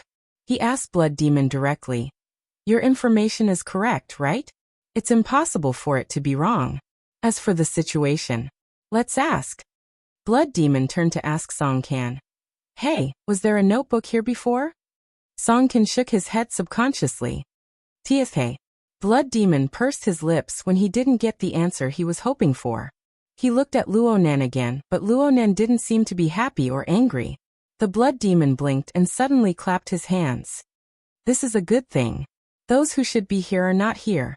Doesn't it mean that the value of my information is maximized? Perhaps you can say that. Luonan actually agreed to this point. At this moment, Luonan and Blood Demon had a tacit understanding. He understood what the Blood Demon meant. Let's assume that Blood Demon's information was correct without a doubt. The special notebook from the 70 format had indeed been brought onto the jadeite light, and it had indeed been used to tease Luonan. Then, with its ambiguous identity in the auction catalog and its ambiguous identity in the photo album, if it was placed openly on the stage, it would be obvious that it was an auction item. Things would be troublesome, and they would have to go through a lot of trouble. And in this current situation, it didn't matter if they wanted to give Luonan a surprise attack, or if there was an oversight in the arrangements, or if the auction house simply didn't take this seriously at all. On a legal level, Things were becoming simpler. All he had to do was let the dust settle before the notebook was placed on the stand. Of course, the premise for such an assumption was that the Blood Demon's information was reliable. Blood Demon was quite confident in this. He even winked at Luonan. "Aren't you going to raise the pay a bit? If you agree, I'll get another pattern from Old Man's secret deed for you." Luonan didn't pay any attention to him. He just stood there quietly, a bit lost in thought. At least in the eyes of others, this was correct. The Blood Demon did not think much of it. Instead, he rubbed his fists and said, "I didn't expect that we would have to deduce at the very beginning. Come on, let's go through the situation. Tacker, you wouldn't make a low-level mistake with this list, would you?" Uncle Shui. Tacker's dark face looked a little awkward. He subconsciously turned his head away, his eyes wandering. In every corner of the exhibition hall, a large number of surveillance devices were installed. Perhaps, it should be said that it was certain that the people and events on the exhibition stage were all being observed and evaluated by certain important figures. He had been forcefully pulled into the group, and this was something that could be easily explained. However, if he was too active, did he really think that the other side wouldn't let him off easily? The problem was that the Blood Demon knew very well what Tacker was fussing about. However, the latter was definitely not the kind of benevolent elder who would care for his juniors. The Blood Demon raised half of his eyebrows. He was obviously dissatisfied with Tacker's hesitant attitude. But before he could speak, Luonan jabbed him from the side. "Don't waste time. Watch the recording again." The number of transcendents on this ship is a little too much. Luonan's first two sentences could be said to be completely unrelated. However, Blood Demon understood. "Yes, we're not the only ones who arrived early. Star Wizard, Connie Black Lion. None of them are easy to deal with. Are you sure it's one of them? I haven't found any observable areas, but they're at least very close to them. Also, there are more than 3 of them. I'm thinking that if there really is something special about that notebook, I can try to find some clues from a distance." Oh. Do you think that thing has some sort of special radiation? Your recording gave me this feeling. Blood Demon shrugged. It was very clear that Luonan had searched the entirety of the jadeite light while he was distracted. This sort of ability might be hard for normal people to imagine, but it wasn't particularly out of line in the eyes of transcendents. Blood Demon could even understand the problem Luonan was facing right now. The closer one approached the material world with mental senses, the greater the resistance of mutual interference. The more interference one received, the more range one could cover, and the more limited the details one could capture. Needless to say, the objects of observation included transcendents who could distort the laws of mental and material structure. Every single one of them, in their natural state, would form distortions and concealment effects against mental senses. Under these conditions, fuzzy positioning was relatively easy. However, overcoming interference and accurately searching for an inanimate object that wasn't large in size was indeed a difficult problem. Of course, this was a difficult problem, and it was a difficult problem of absolute high standards. For most mental abilities, their mental senses were limited by their talents and their physical and divine frames. Basically, the moment they were awakened, the frequency would be whatever it was. Whether it was near or deep space, there was no room for discussion. How could Luonan be like him? It looked like he could casually change frequency as easily as drinking plain water. Even that old woman, Death Witch, had to go through many years of tempering and cultivation in order to be able to freely jump and switch between several rather practical zones. There was no need to talk about other people. Therefore, only Luonan possessed this sort of way of thinking. Blood Demon could roughly understand, but he didn't agree with it. There's no need to go through so much trouble. We can just find them by ourselves. A few steps and a few words. This is a necessary social interaction. It's much more reliable than your hypothesis. Luonan persisted. It's a few steps and a few words per person, right? If we watch the recording, it might only take a few minutes. Blood Demon sighed. Brother, this is high-level intelligence from a secret channel. If I release it in public, I'll offend people. Aren't you selling me out? Luonan's true body wasn't here. Some things were more troublesome. Things like watching a recording lacked a built-in playback device, so it could only be played outside. It wasn't that Blood Demon didn't let it go before, but how could it be the same in a street cafe that was so far away from each other, and a scene that was so closely related? Really? Luo Nan was very astonished. I thought that accompanying me to the booth was already a clear enough stance. Now it looks like the tolerance of a true god is more outstanding than I imagined. Or perhaps the level of tacit understanding is higher? How could that be? Kids these days were far too sensitive. Blood Demon spread his hands under Wan Liuhua's gaze that was like a smile that wasn't a smile. If you want to watch, then watch. Even if I'm a good person, I'll do it all the way. Blood Demon's words were mostly to raise the price in a pitiful manner. He was quite straightforward when it came to doing things. Soon, the secret recording that had been played before was displayed once more on this booth. It naturally attracted the gazes of many people. Luo Nan didn't care about the external influence caused by the recording. He stared at the area of dim light and shadow that couldn't be considered particularly clear. A few seconds later he suddenly asked, "Tell me, where was it at that time?" Chapter 1036. Luo Nan's gaze slid from the center of the arcing distributed equipment to the two sides. The left side, the right side, a few rounds. He had raised a question before, but the direction was unclear. There were even fewer people who could follow his train of thought, so no one had responded for the time being. Luo Nan didn't mind. He himself was organizing his train of thought. He muttered to himself, "It's definitely not the main central laboratory. Then is it the left claw corridor or the right claw corridor? Is it the front or the back?" Blood Demon looked over with a subtle gaze. The gazes of the others were more or less the same. Luo Nan's words more or less revealed a few things. And vice versa. These things weren't important. Luo Nan stared at the unclear video in front of him. He felt that Blood Demon's playback method was a bit conservative. Make it bigger. Do your best to restore it. Blood Demon rolled his eyes, but he still adjusted the size of the video according to Luo Nan's words. He restored it to the size of a human. Limited by the quality of the video, the entire image inevitably became more blurry. At first glance, it looked like a group of ghostly shadows flipping on the display stage. The people who saw the video for the first time really couldn't figure it out for a while. Blood Demon continued to advise, "Most of the time, it's better to use your mouth than your brain. Thinking is better than socializing. If you want to find radiation from this, you might as well directly ask the content provider." Blood Demon turned to ask Bai Xinyan as he spoke, "What's his name again? He's the provider of this equipment. Horn Demon, right? Is he here yet?" Bai Xinyan smiled and shook her head. I'm not sure." During this short conversation, quite a few of the surrounding visitors and staff members tiptoed over. Some even came over. Some even asked the people on this side, causing a buzzing noise. Luo Nan still didn't care. From his perspective, according to the Toyama auction house's rotten nature, this video would most likely be played at the auction. Otherwise, how would they raise the starting price? Since they were all watching it, there was no difference between watching it earlier and later.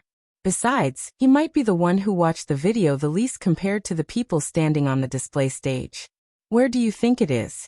Luo Nan asked Bai Xinyan this time. He highly suspected that Bai Xinyan was the type of person who watched the video a lot.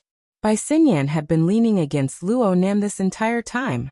She clearly felt the meaning behind Luo Nan's words and subconsciously moved away. She observed Luo Nan's expression. In the end, she smiled and shook her head. "I don't see it." He did not get an answer twice in a row. Luo Nan memorized the number, but he didn't continue to pursue the matter. It seemed that he was studying this video, and he became entranced once more. However, when Bai Xinyan looked at his face, she saw that the young man's eyes had already closed. He only raised his head slightly to listen to the details of the voice in the recording, but it didn't sound like it. It was more like he was daydreaming. Could it be that there was some other basis in the unseen world that would help Luo Nan obtain an answer? If it were anyone else, Bai Xinyan would have most likely laughed it off. But since it was Luo Nan, she was a bit uncertain. From the analysis of various information chains, This was actually one of Luo Nan's most terrifying states. This was because no one knew what a master of mental senses like Luo Nan, who stood at the apex of humanity, could see and experience in the end. Perhaps it wasn't even in the same dimension. Bai Xinyan gazed quietly at Luo Nan. She saw that he seemed calm, but it also seemed that gloomy clouds were accumulating between his brows. Unknowingly, the professional smile on his face, which had become an instinct, became somewhat difficult to maintain. The current Luo Nan already possessed the power to make other living beings empathize with him. Perhaps it would be a bit difficult to accompany him in laughing. But he was truly unhappy. The billions of people in the entire world might be a step ahead of him in crying. Dark clouds pressing down on the city. Bai Xinyan sighed softly. And at this time, a new message was sent over through her personal terminal. It wasn't any important information. It was just a bad weather warning. It said that there might be heavy rainfall in the nearby seas, accompanied by thunderstorms and gales. This was a short-term forecast made in response to the changes in the surrounding natural conditions. Even though they were about to enter the 22nd century, the weather forecasts could not be completely trusted. Bai Xinyan still remembered that when she saw it this morning, it said that the Central Pacific region was sunny and calm for several days in a row. Before she could finish her thoughts, a faint vibration came over. The reflection and filtering of the many layers of the deck and the walls had long since become indistinct. Bai Xinyan naturally formed an association. Was it thunder? Bai Xinyan, who was cooped up in the cabin of the ship, had no idea what the weather was like outside. But in the hinterland of the old continent, over 10,000 kilometers away, in the boundless highland wilderness, one could see the violent and abnormal changes in the color of the sky as long as one's eyes weren't blind. Just a moment ago, the sky had been clear for tens of thousands of miles, and the visibility was good. But in just a few minutes, the sky was covered in dark clouds. Clouds covered the sky. The sudden change of light and shadow made many sensitive creatures on the wasteland raise their vigilance. Some even stopped their original activities and looked around, but some were still immersed in the established rhythm of hiding, hunting, and eating. Next to a small freshwater lake, a similar situation was occurring on a large scale. As the only open-air water source within dozens of square kilometers, all kinds of creatures filled up almost every ecological niche around the freshwater lake, forming a visible food chain. The creatures were either careful, cold, alert, or ignorant. On the whole, it was still a natural chaos. At the corner of the small lake, a brown bear that had clearly shown a state of abnormality was there, gorging itself.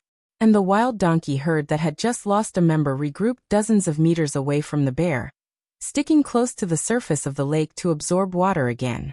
This could be considered the harmony of nature. However, in this realm of nature, there were still some elements that deviated from the whole. The most typical example was the hairless monkey, that was wrapped in a sturdy fiber and preferred to walk on two legs instead of crawling on all fours. But because it was missing its right forelimb, it could not crawl on all fours. At this moment, this hairless monkey was similar to the mutated brown bear. It had just killed a wild donkey, and it was somewhat awkward as it used one hand to press down on the prey and tear it apart to obtain nutrients from the fresh meat. Other than that, it did not care about anything else. If that was all, it would only be a slight incongruity.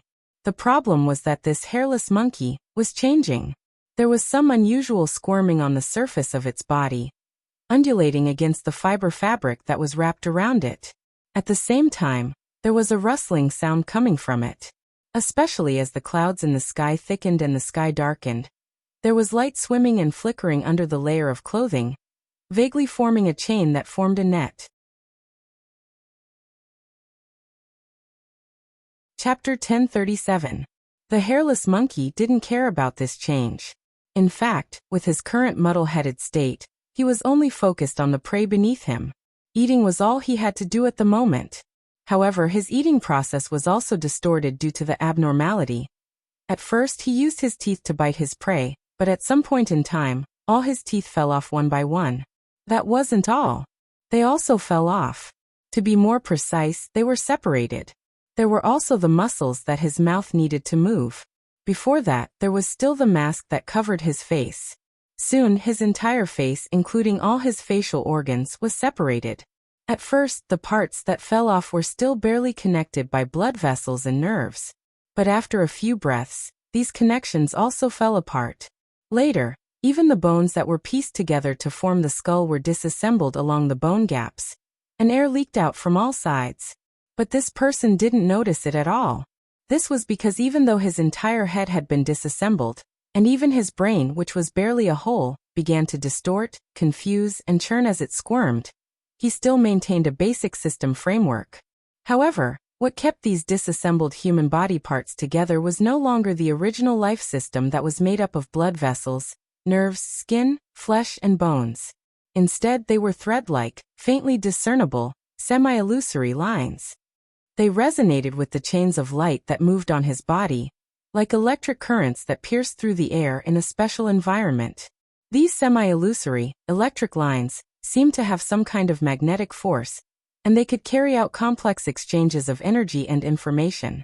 Under their restraint, the head of the hairless monkey that had fallen apart was still a system that continued to operate, even though the way it operated was completely different from that of a normal creature.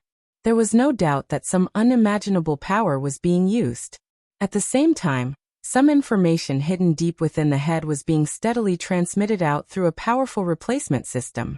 The feeding was still going on, but as the main body of systematic behavior, the hairless monkeys no longer relied on chewing.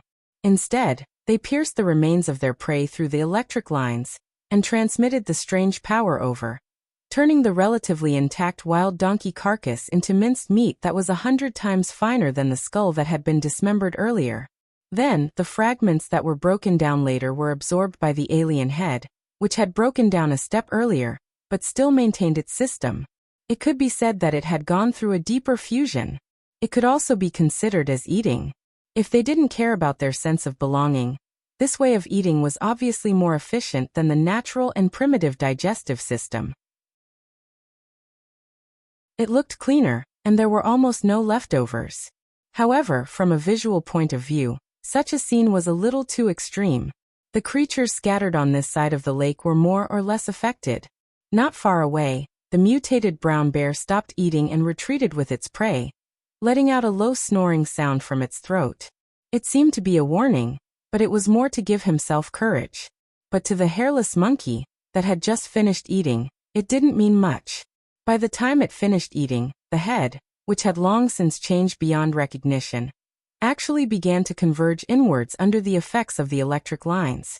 Countless parts of its original body, regardless of whether or not it still maintained its basic structure, and regardless of what its original biological structure was, were casually pieced together. In short, its nose wasn't a nose, and its eyes weren't eyes.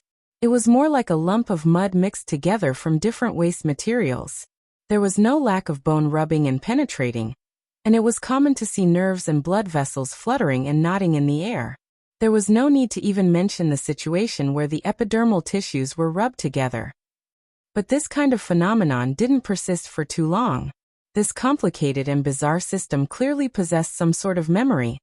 Aside from disintegration and stitching, the enormous and ugly lump of flesh and mud miraculously recovered its original appearance after 2 or 3 rounds of rubbing. It was restored to the hairless monkey, which was the face of a normal human. During this entire process, the monkey absorbed enough energy to sustain itself, but it also exposed a few things during the continuous disintegration and churning. It was then projected tens of thousands of kilometers away. Being able to restore itself is really dogshit luck. Luonan opened his eyes and muttered in a low voice, "But it seems that this really is the first." "What's the first?" Blood Demon's ears were sharp. He heard what Luonan said, but he wasn't able to understand what Luonan was referring to. After all, it corresponded to a distant real-time image deep in the hinterland of the old continent. It also involved Luonan's exclusive thoughts. Luonan didn't respond, but his originally gloomy brows relaxed a bit. In a certain sense, Luonan's soul cloak was like a satellite hack in a real-time strategy game. It dispelled the fog of war within the scope of the Earth, bringing him convenience that exceeded his imagination. However, The evil poison pollution that was accidentally brought out from the relay station brought enormous damage to the soul cloak, and even to Luo Nan's entire system structure on the mental plane. It also caused the fog of war to once again obscure his field of vision. There were a few pieces of good news amidst the ruins. For example, Luo Nan's believers. They used various methods to carry out deep interference effects throughout the world. They still maintained contact with him. They were like casually tossed scouting units. They passed through the fog of war and illuminated observable areas of varying sizes. The size of these observable areas was clearly proportional to the strength of the scouting units themselves. It was also closely related to Luo Nan's projected attention. The soul cloak and other structures of the mental system were slowly recovering on the basis of these scouting units. They attempted to be pieced together once more. There was one more thing besides these scouting units. As the mica structure took shape, it had a characteristic that was closely related to the water vapor environment. This caused the damaged structure of the mental system to continue its recovery process, and it became a bit entangled with the soul cloak. Luo Nan didn't see any negative things for the time being, but there were a few unexpected harvests. Indeed, Luo Nan was currently paying attention to the horned demon roaming the wastelands of the old continent. This horned demon was originally a tool that Luo Nan had unearthed from the special power of the magneto-optical mica in the offline testing scene. He forcefully controlled and twisted it into a tool. Luo Nan had an additional origin with the embryonic form of the mica structure. Back then, Luo Nan had only used him as a carrier and fulcrum to clash with a true god. Luo Nan didn't expect this tool to actually produce an additional effect at this time. The thick cloud structure formed by the interweaving of the mica and the soul cloak around the horned demon seemed to have been stimulated by some sort of stirring. It became exceptionally lively. On the other hand, the analysis of the horned demon's messed up body and soul frame was exceptionally sharp and efficient. This wasn't just reflected in the excavation of the horned demon's memories. It was an extremely ideal reference model. At the very least, Luo Nan had used the mica to dissociate tens of thousands of living beings from last night until now. None of them were as complete as the horned demon. Originally, it was just a seed that was casually planted into the soil. Now it was giving birth to a pleasantly surprised sprout. Alright, it was quite awkward to give the horned demon such a position. And now wasn't the best time to do experiments. In any case, whether it was the mica or the horned demon, they both had a set of basic behavior that could maintain and continue their existence even though they didn't have self-awareness. Right now, the mica was still in the initial stages of self-proliferation and evolution. There was still an unknown distance between it and the true magneto-optical mica. It was also limited by the broken state of the soul cloak, so it was unable to rapidly expand. With the horned demon as a support point, it would be good to temporarily open a subbase and see what the results would be. Luo Nan quickly collected his thoughts. He needed a simple and straightforward answer more. The horned demon's memories were a very good source. So it's like this. Luo Nan's voice was a bit clearer. It carried an emotion of relief. A human's memory information wasn't a clear video stored in the space of the brain. However, Luo Nan used multiple methods to search and compare back and forth. He still possessed a relatively accurate answer. So he knew. This was the first time the horned demon and the others entered the 70-format laboratory. What was it like before the equipment was disassembled? The more he knew, the more he felt that the current booth was unsightly. What an eyesore. Probably because someone had heard what he said, there were strange sounds of gurgling and clicking in the booth area. Many people heard it, but they couldn't identify the source of the sound for a while.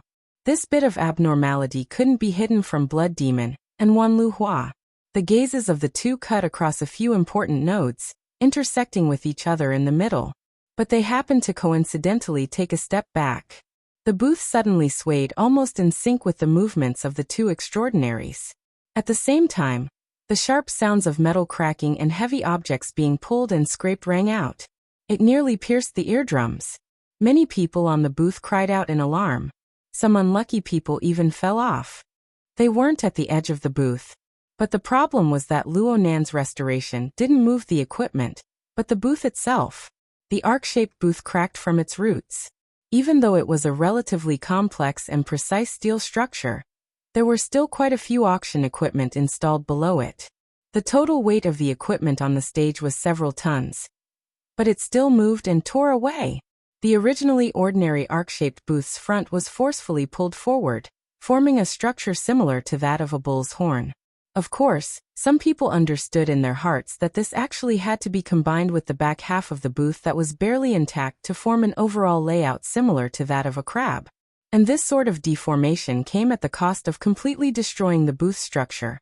As a result, enormous cracks were formed, smashing all of the booth's preset functions. It also destroyed the supporting points of the booth's steel structure. It was reasonable to say that the next step would be a destructive collapse.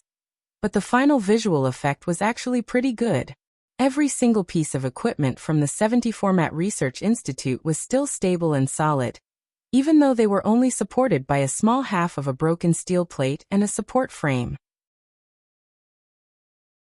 It was unknown where this support came from, but there was also a sense of ancientness and vicissitudes that were like ruins. So much so that the occasional sparks of electricity from the damaged equipment below the stage could be used as supporting elements to set off. It was like a surreal painting that had been erased of rationality.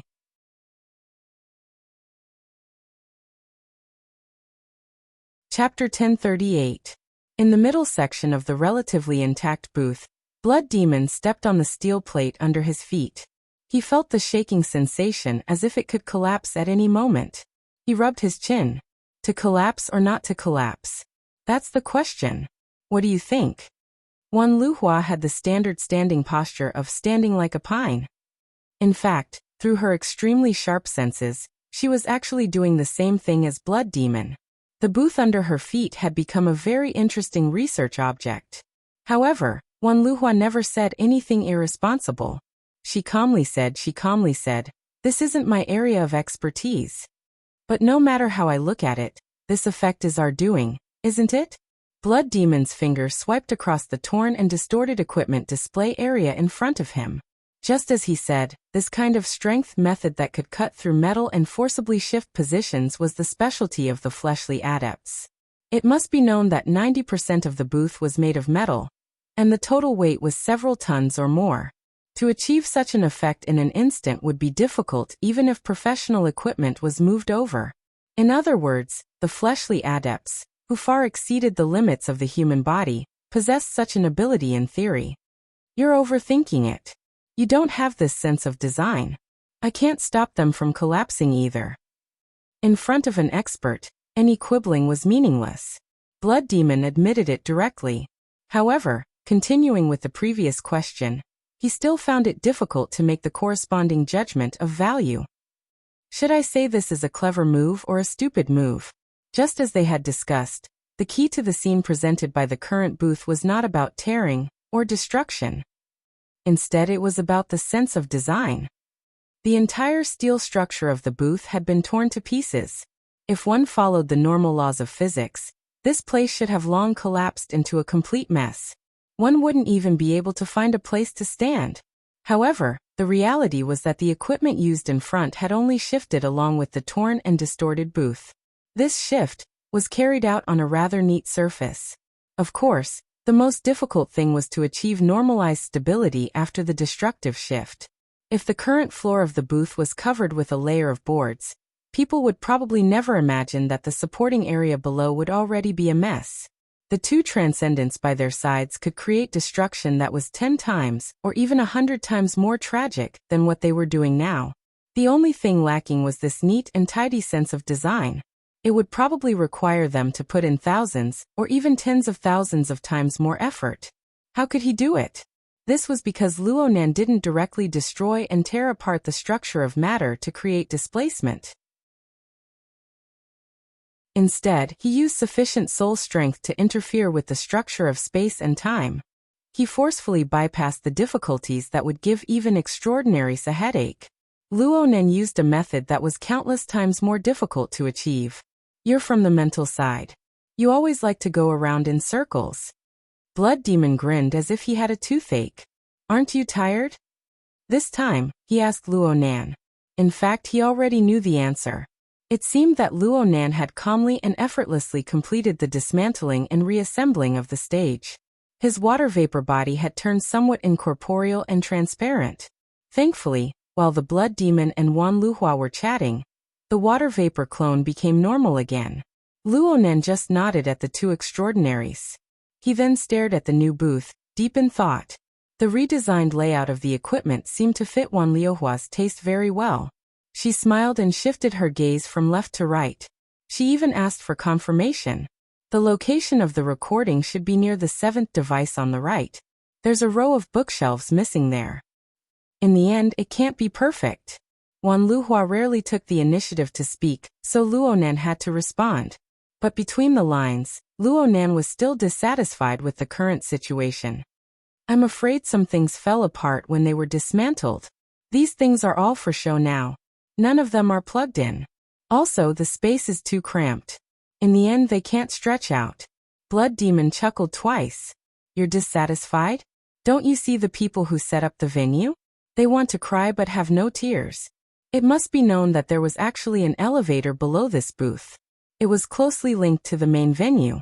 With Luo Nan's actions, the scheduled auction venue might be completely ruined. Blood Demon looked at his watch. It was 2:57 in the afternoon in T-City. There were still 5 hours. It was very clear that the conference affairs team was going to be tossed around. Blood Demon was rejoicing in other people's misfortune when he suddenly felt something was wrong. He turned around and saw Luo Nan and Wan Luhua staring at him. What's wrong? Aren't you going to put the recording in the right position? Yeah. Only now did Blood Demon discover that he had become the legendary projectionist. Yes, a technical job. My ass. The corner of his mouth twitched, but he still followed Blood Demon's instructions and transferred the entire recording to the position indicated by the two. He was honest, but he was a technical worker. It was more appropriate to grumble a bit. You finally remembered to look for the notebook. What were you doing before? Life always has a sense of ritual. Ha! Luo Nan had a serious expression. Reconstructing it once. My mood is better. It's easier to stimulate inspiration when my mood is on the right path. Blood Demon laughed dryly without saying anything. On the contrary, Wan Luhua asked with interest, so have you found your inspiration yet? Yeah, I'm still looking. No matter how well Blood Demon did his work in the early stages, no matter how much he understood Luo Nan, he couldn't help but roll his eyes at this time. Wan Luhua responded with a smile. No rush. There's plenty of time. Luo Nan felt the kindness in her words. Though he didn't quite understand where it came from, he still responded with a smile. Actually, Luo Nan's train of thought was quite clear by now. The information from the Horned Demon's memories gave him the most direct direction. Actually, this point was also reflected in the recording. He just wanted to make it clear. At this time, the recording restarted once again. It reached the stage where a certain person flipped through the pages quickly. A close-up shot of the notebook's title page was shown on the screen. Luo Nan didn't continue watching. He exhaled softly and lowered his head. Soon, the surrounding people heard a wave of soft murmurs. The murmurs came from Luo Nan's mouth. They had a certain rhythm, rising and falling, cycling back and forth. The murmurs were far too vague. Most people couldn't hear the contents clearly. Of course, this didn't include the two extraordinaries. Whether it was Blood Demon or Wan Luhua, they both possessed perception and discernment abilities that surpassed ordinary people. Therefore, they could hear the murmurs clearly. The murmurs were short sentences that were like rhymes. They were divided into 4 paragraphs, and the contents were: the gazes of the two moved away from Luo Nan's face. They looked to the side and forward. In the recording, the notebook had already been folded open. It was heated by the laser and soon caught fire. The instant the notebook caught fire, the flames charred and curled up the title page. The same content appeared on the paper in the form of words. The words then turned to ash within the flames. My heart is a prison, my heart is a furnace. My heart is a mirror, my heart is a nation.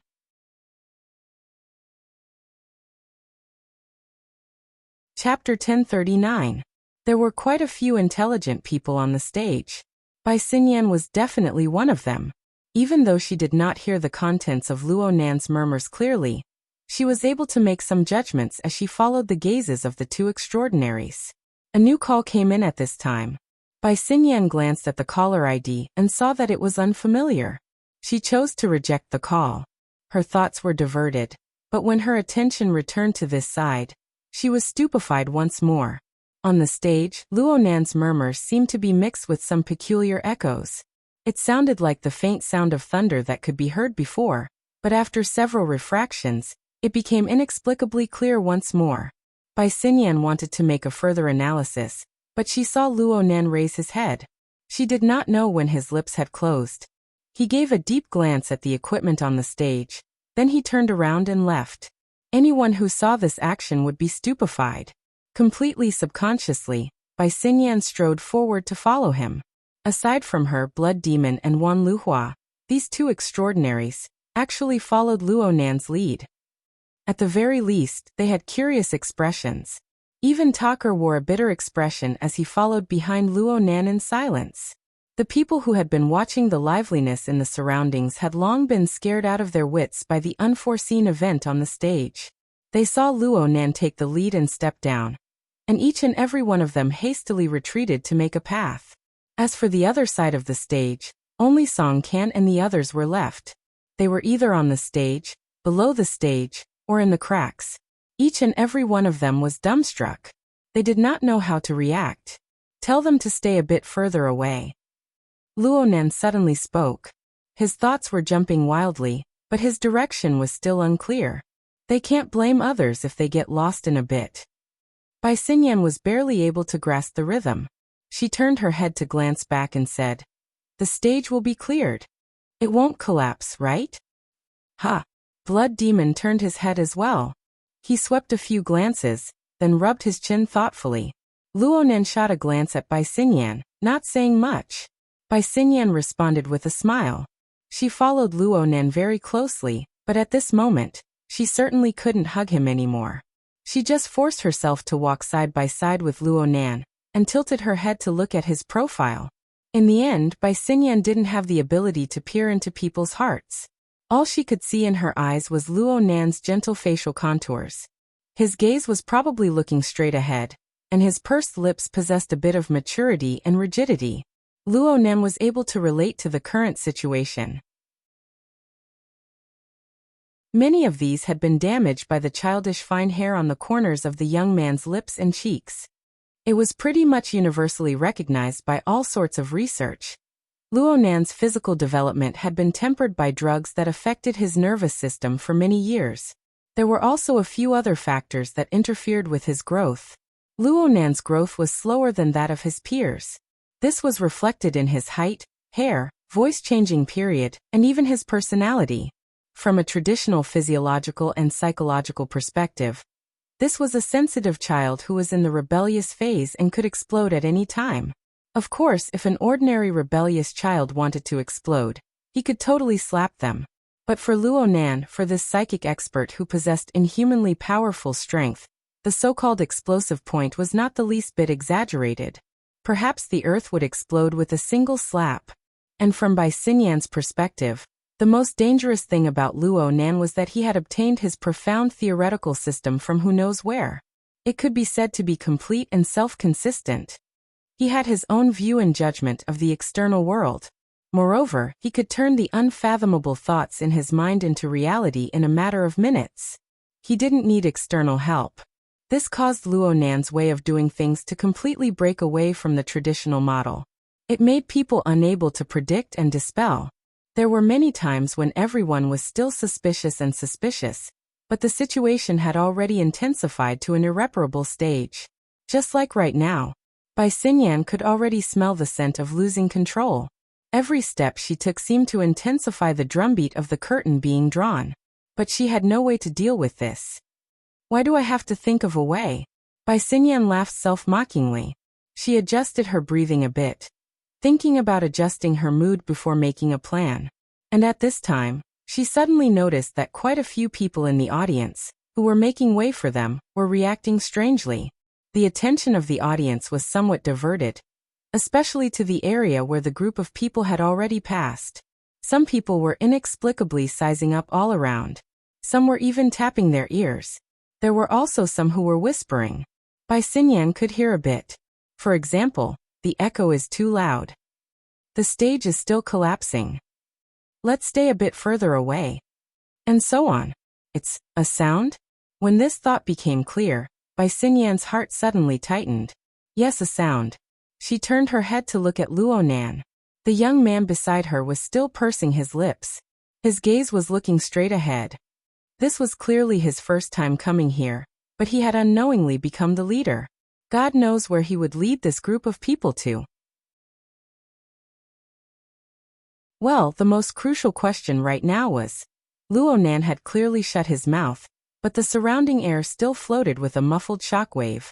She carefully discerned. The murmuring was still there. It even stirred up the echoes of melancholy thunder. Of course, this thunder was not really thunder. At the very least, it wasn't just thunder. It wasn't just sound waves conducted through the air. It was dark clouds that pervaded above the sea of consciousness. It was a strange creature that rubbed against the front of the antennae of consciousness. Bai Xinyan felt that it was like a sharp blade. It was like a gun barrel that was spinning in front of her forehead. Then everything became clear. Luonan's will vibrated in the void, generating endless echoes. Such vibrations were absolutely impossible to circulate within the exhibition hall of Area C12. They had probably already. On the other side, Blood Demon blew a whistle. He rejoiced in Luonan's misfortune, as if he wished for the whole world to be in chaos. Star Shaman has said hello. He's in Area A, right? He's not there. Luonan's response was without rhyme or reason, but everyone around him understood. Bai Xinyan sighed soundlessly. It was very clear that with Luonan's actions, the entire jadeite light, from top to bottom, inside to outside, no one would be able to escape. The restless thunderclouds really were hovering above their heads. You need to be careful. With that damned witch's nature. She might borrow this disciple to get involved. It's fine as long as she hasn't. Luonan responded casually. He then asked, who's with him? I don't have your abilities. She didn't take the initiative. Oh, it's Connie. She said hello. Headquarters actually sent her to act as an advance party? It's her? That makes sense. Luonan recalled this person. She was Constance Dalei, a female extraordinary. She was known as the strongest boundary master of the inner world. The two had fought briefly in Chan City. He didn't think too much about it. He continued to sift through. There are two in Area B. They should both be fleshly bodies. They're very solid. Luonan's choice of words was very subtle. Next is Area C. Luonan paused for a moment. Then he grinned and said something unrelated. Her Majesty Empress Wu seems to be coming over.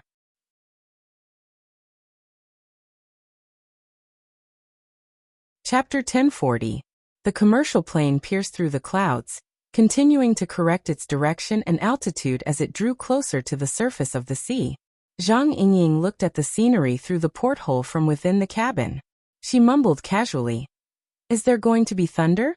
The wings seemed to be charged. The commercial plane had already pierced through the thick clouds before she finished speaking. The field of view below suddenly opened up. The jadeite glow was like a small and exquisite steel box on the roaring sea surface. It was practically one with the leaden sea surface. Only the fluorescent lines on the landing platform at the top of the ship gave a rather clear indication. The commercial plane communicated with the cruise control tower and began to descend. The noise in the cabin grew louder at this time. Is the engine broken? Zhang Yingying subconsciously mentioned this and immediately spat a few times. But no matter what, the noise was there and it was getting louder. Meng Chong, who sat across from Zhang Yingying, unconsciously frowned. It's not sound waves. It's not purely. He paused for a moment and made a judgment. There's power at work on the mental plane. He's fighting with someone? The he Zhang Yingying spoke of was clearly referring to Luonan. Zhang Yingying furrowed her brows as she spoke. She did her best to sense the details on the mental plane. It's not the middle of winter. It's like the clouds above. There's going to be a sudden explosion of thunder. Zhang Yingying inexplicably felt a bit familiar. She moved closer to the porthole and looked outside. The cruise ship continued to approach. It seemed to grow larger and larger. The visual effect was quite astonishing under the support of relative speed. But looking at it this way, there didn't seem to be anything too out of the ordinary. It shouldn't be. Otherwise, this ship would have sunk long ago. Meng Chong did his best to find a more accurate adjective. Yeah, it's like deterrence. Zhang Yingying clapped her hands. She came to this conclusion faster than Meng Chong. It was for no other reason than the fact that she had prior experience with this. Last year on New Year's Eve, Luonan had played this move at Aurora Cloud City. His tyrannical will pervaded the void like a soundless thundercloud, suppressing all sides and causing chaos. Only a few months had passed. Zhang Yingying's memories were still fresh in her mind. A slight reminder triggered her memories. In the end, we still have to fight. Zhang Yingying still remembered that there were a few troublesome characters at Aurora Cloud City back then, but not many. She was on her home turf, but now above the boundless ocean. The Abyss District is not peaceful either. Although Meng Chong was a piece of meat, beside him there were also no extraordinary species. However, he could use the Blood Soul Temple in the Abyss District to catch some strange movements of this level. Abyss District. This situation indirectly confirmed Zhang Yingying's worries. She really wanted to observe more directly. The problem was that she didn't have a tool similar to the Bloody Soul Temple, so she could only look at Her Majesty Empress Wu. Making a gentleman's agreement with him is more troublesome than I expected. Under Zhang Yingying's gaze, Her Majesty Empress Wu's gaze left the scroll in her hand, and she shook her head slightly. Zhang Yingying's eyes widened. They're really fighting? It doesn't involve individual domains. Connie is quite gentle most of the time. Star Shaman probably doesn't want to express his position that quickly. The remaining few are all fleshly bodies. Unless Luonan fights his way to their door, they probably won't do anything. There are a few extraordinaries on the ship. Zhang Yingying was shocked at first, but she did not receive an answer. She blurted out, "There's nothing Luonan can't do." Maybe. As they spoke, the business jet landed steadily in maglev mode. Her Majesty Empress Wu put away the scriptures, rolled them up, got up and walked out. "Let's go take a look. I hope I won't regret it. Where's Luonan?" As soon as Zhang Yingying got off the plane, she grabbed the receptionist and asked. But how could the receptionist know that? She stammered and couldn't say a complete sentence. Zhang Yingying could not be blamed for this. Luonan had a water vapor avatar, and his communications wristband was several thousand kilometers away. If he picked up the call, it was his ability, but if he didn't pick up the call, it was normal. Anyway, he didn't pick up this time. Zhang Yingying was a little anxious. Fortunately, Her Majesty Empress Wu was confident. Go to Area C12. There was a clear direction for them to take off directly from the top deck. They took a car there, and it didn't take long for the group to arrive at their destination. They saw the work that Luonan had just completed. The question was, where was he? Where's Luonan? Zhang Yingying stared blankly at the messy display in front of her. He's probably looking for someone. Let's go. Then why did we come here for? Before I die from anger from the trouble he caused, I need to adjust my state of mind. It's only after seeing this that I feel like I'm not stupid. Her Majesty Empress Wu pinched Zhang Yingying's cheek and headed straight for the display. Quite a few spectators were attracted to the display after Luonan left, but the vast majority of people were blocked outside. The on-site staff members were blocked outside. No one stopped Her Majesty Empress Wu when she walked over. It wasn't that the on-site staff had good eyesight. In fact, it was more like they were blind. In any case, Her Majesty Empress Wu slowly arrived at the edge of the platform. She didn't go up, just tapping the scripture scroll in her hand against the palm of her other hand. It was as if she was counting a beat. She seemed to be deep in thought. Zhang Yingying and Meng Chong followed her to the front. They could not help but gasp in admiration at this warped yet neat layout. As ability users, they could not help but consider what they would do if they were in her place. What would they do in order to realize all of this? But in the end, they could only look at each other and shake their heads. How did he manage to do this? Zhang Yingying asked, not understanding. Probably. It's an ability that can continuously affect the structure of space and time. This answer was quite clear. However, the one who responded to Zhang Yingying wasn't Her Majesty Empress Wu. It was a woman's voice, but there were a few intentional or unintentional breaks in her words. There was a hissing sound between her words. It carried a mysterious and even sinister flavor. Zhang Yingying jumped in fright. She suddenly turned around and saw a woman wrapped in a wide white robe standing behind her. The woman had just lifted the hood off her head, revealing a delicate and pretty face. An explanation was an explanation, but the woman's gaze wasn't on Zhang Yingying at all.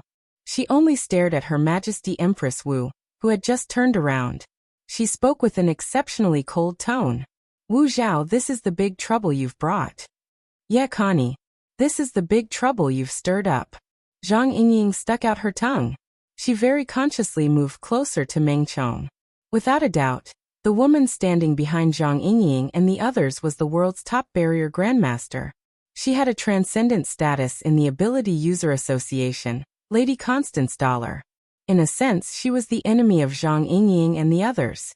Zhang Yingying also noticed that other than Constance, there was also a gentle-looking man who had silently arrived.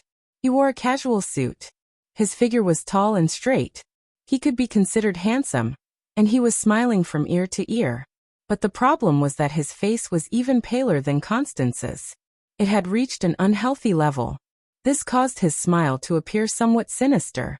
Although Zhang Yingying had never seen him in person, she had seen the information. She immediately made a judgment. Star Sorcerer. There was no escaping.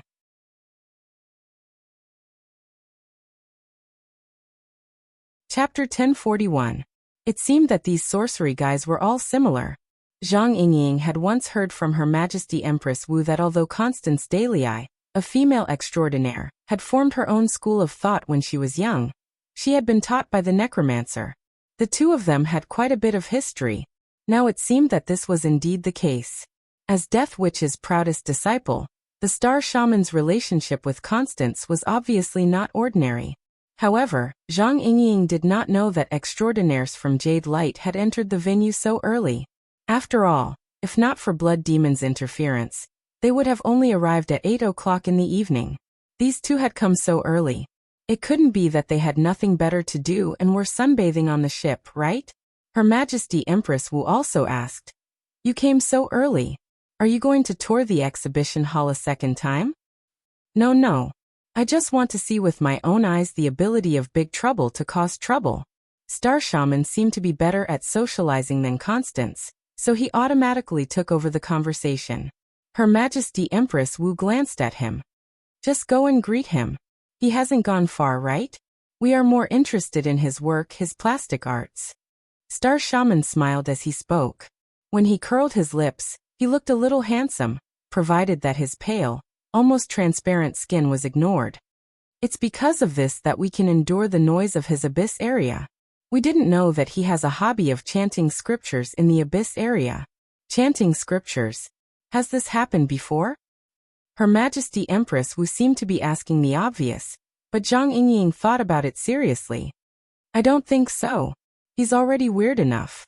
If he chants scriptures every day, what will happen? At this point, Zhang Yingying glanced at the Buddhist scriptures in her boss's hand and stuck out her tongue again. It seemed that she had accidentally poked someone she could not afford to offend. No, it was the person who paid her salary. Her Majesty Empress Wu did not care. After all, Zhang Yingying did not truly understand what was happening in the abyss area. She tapped the scripture lightly on her palm and turned her gaze back to the exhibition table. He was already emotional, and he was egged on by Blood Demon. God knows what state he's in now, but there has to be something exciting in it. Constance stared intently at the shattered exhibition stand and replied simply, That's right, it's not a big deal. Maybe. There's no harm in asking. The Star Shaman made a pointless suggestion. However, the gazes of the three extraordinaries turned to Song Can, who was still in a daze on the stage. Zhang Yingying blinked. An eyewitness? Where have I seen him before? The Star Sorcerer added, he should be in charge of one of the departments in the Deep Blue Laboratory. Constance recognized it too. The Western Pacific Observatory. It's the organization in charge of observing and researching the spatial interference between the deep blue world and Earth. Her Majesty Empress Wu smiled. I remember. When the coordinates were announced last year, it was him who recorded the explanation video. I always thought it was a secret organization. To be able to hide the exact coordinates of the deep blue world until last year, it's an impressive achievement. It was hard to tell whether Her Majesty Empress Wu's words were sarcasm or praise. The other two transcendents pretended not to understand. There would definitely be differences between the headquarters and the branch in the sharing and handling of some critical information. This circle would also definitely be different from that circle. There was no need to explain any of this. Songkin stopped on the display stage for a long time. He had been given quite a fright by Luo Nan before, but it wasn't to the point where he couldn't recover his wits until now. There was another reason why he stayed behind. This was because he sensed that the display stage, which seemed to be in pieces, was currently displaying a deep content that was extremely closely related to him. At the very least, it was related to the project he was in charge of. Songkin wasn't an ability user. At the very least, he wasn't an ability user in the traditional sense. However, he was able to sit in the position of the person in charge of the observation center. He was able to sense the familiar smell of intercourse in the plane of time and space within this area of approximately 100 square meters. Perhaps it wasn't as strong as the smell that appeared between the space-time of the deep blue world and Earth. However, the feeling that came and went, the feeling that seemed real and illusory was simply like a beautiful dream. It made him unwilling to wake up. Therefore, he clearly knew that problems would arise if he stayed here for too long. The staff at the scene had indeed tried to clear the area and persuade him to leave, but he still persisted in bringing the researchers under him and nailing himself to the display stage. He wanted to see if he could discover more valuable clues. Right now, the most frustrating thing was that the equipment of the observation center couldn't enter. Distant yet distant, huh? Someone spoke behind him. Yes, that's the smell. Does it feel like a reflection or a link? Oh my, the word link is used too well. Songkin clapped his hands in praise. Only then did he realize that something was wrong. He suddenly turned his head, and then he saw that a few more people had unknowingly come up to the display stage. He felt like the space on the stage that he could still stand on was filled to the brim, as if it could collapse at any time.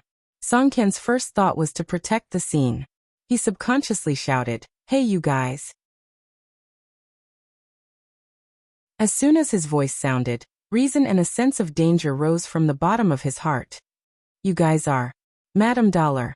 Songkin finally recognized one of them. He became even more flustered. He recognized Constance Dahl because the gloomy and mysterious lady had often come to his observation site and the observation area of the observation site in recent years to conduct research and experiments of supernatural nature. Even if he wasn't someone from the inner world circles, he still knew how terrifying this lady was. Then he was able to distinguish that two of the people traveling with Madame Dollar were listed in the list of highly dangerous personnel. They were all big shots that he couldn't afford to offend. Songkin broke out in a cold sweat again. He had yet to think of a way to deal with this, but then he discovered that Madame Dollar didn't plan on bickering with him at all. She just placed him in the position of an eyewitness and asked him a few questions about Luo Nan's words and actions. Of course, Songkin said whatever he wanted to say. In the end, he couldn't help but ask himself, can we talk about something closer to the theme of the display stage? He thought too much, and his brain heated up. He couldn't help but ask the big shots in front of him, Mr. Luo Nan, did you use the display stage to anchor something? Her Majesty Empress Wu, Constance, and the star shaman faintly discernible exchanged glances. They were also observing each other's thoughts. In the end, the star shaman laughed and said, why do you say that? Can you sense it? Songkin felt a bit regretful as soon as he spoke, but he couldn't control his rationality at this time. Whether it was the external pressure or the emotions in his heart, they all forced him to say what he wanted to say. Sense it? No, I didn't. Maybe it counts? I'm saying that this continuous phenomenon, which seems to deviate from the law of gravity and center of gravity, is very likely because there's something supporting or complementing it. It's right in front of us. At the very least, it can be verified with the results of observation. I'm talking about the past.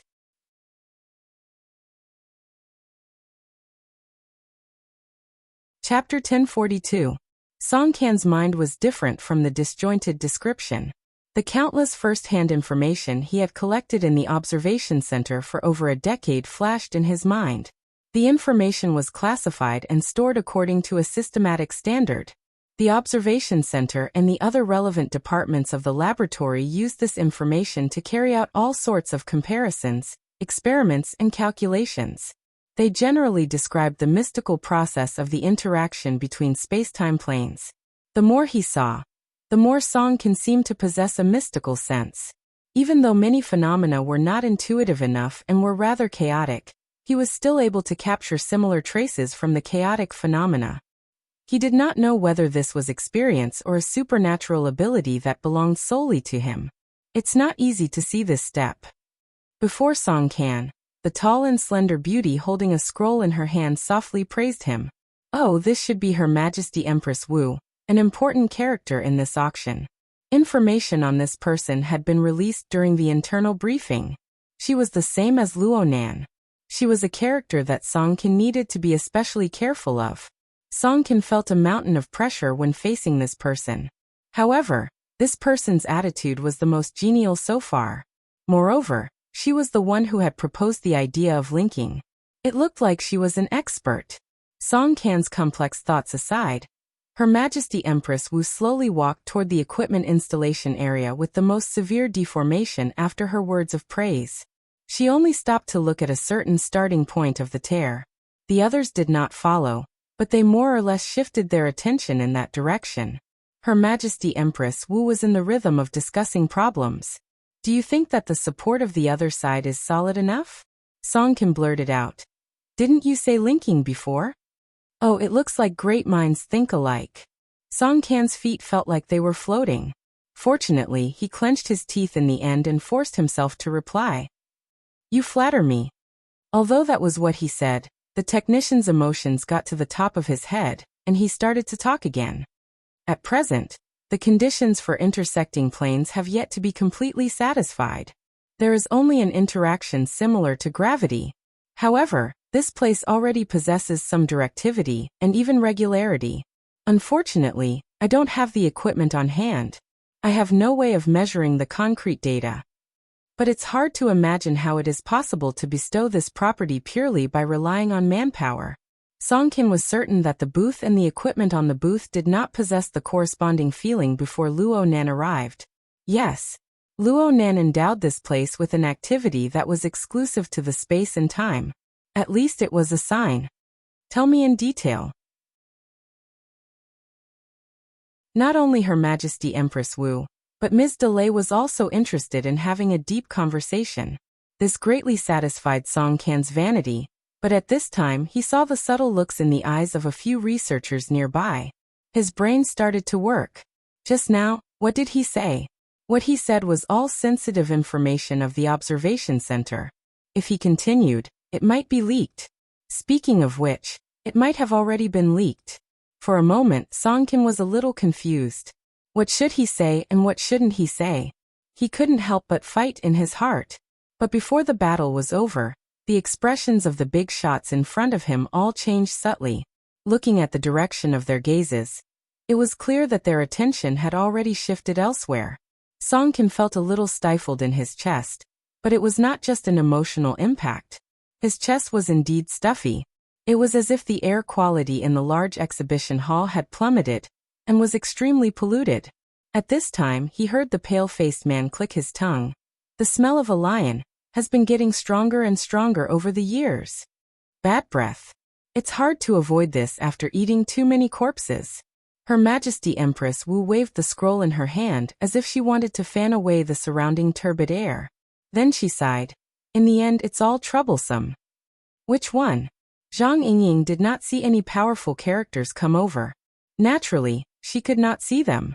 This was because the target of the extraordinaries was at least half the length of the cruise away from the exhibition hall. That old fox Baiji. The Amaterasu court is leaking air from all sides. I'm afraid it's about to collapse. In a certain cabin suite in Area E of the cruise ship, a rather stout black man spat out air from between his teeth. He heavily closed the notebook in his hand and tossed it onto the desk beside him. In the end, his thick palm pressed down on the notebook's already faded and frayed skin. He forcefully crushed it twice, so much so that one could hear the friction of the paper underneath. For a moment, the man even wanted to put in more effort and crush the notebook into pieces. However, even though he was Black Lion, who was famous for his fierceness, when faced with the rigorous and dense oppressive will above the abyss area, as well as the auras of the two old acquaintances that accompanied it, other than symbolically resisting it to show that he was not afraid of anyone, it was difficult for him to make any more radical moves. After all, he was fierce. He was fierce, but he was not a hothead.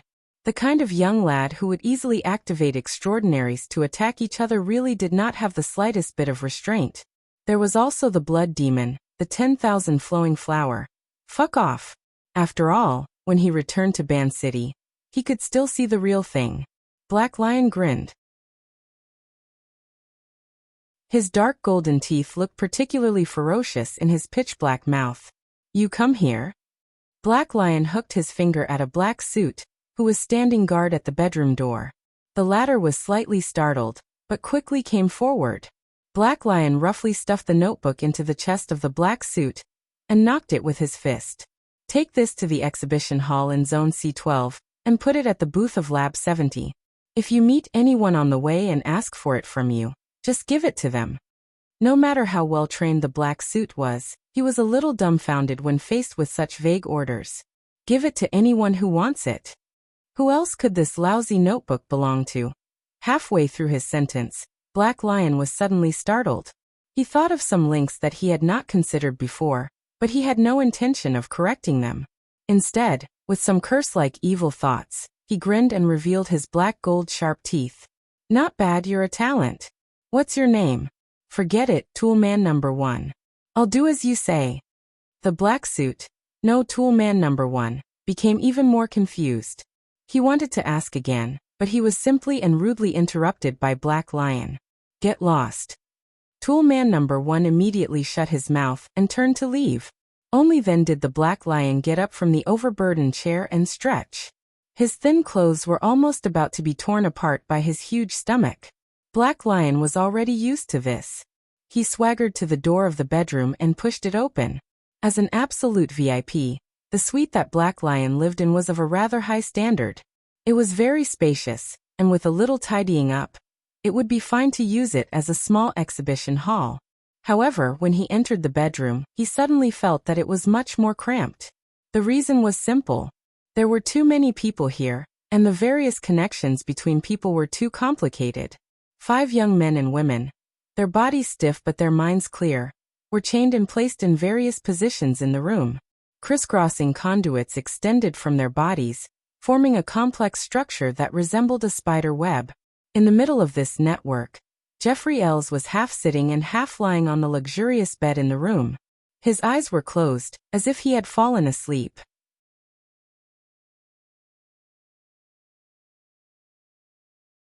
Chapter 1043.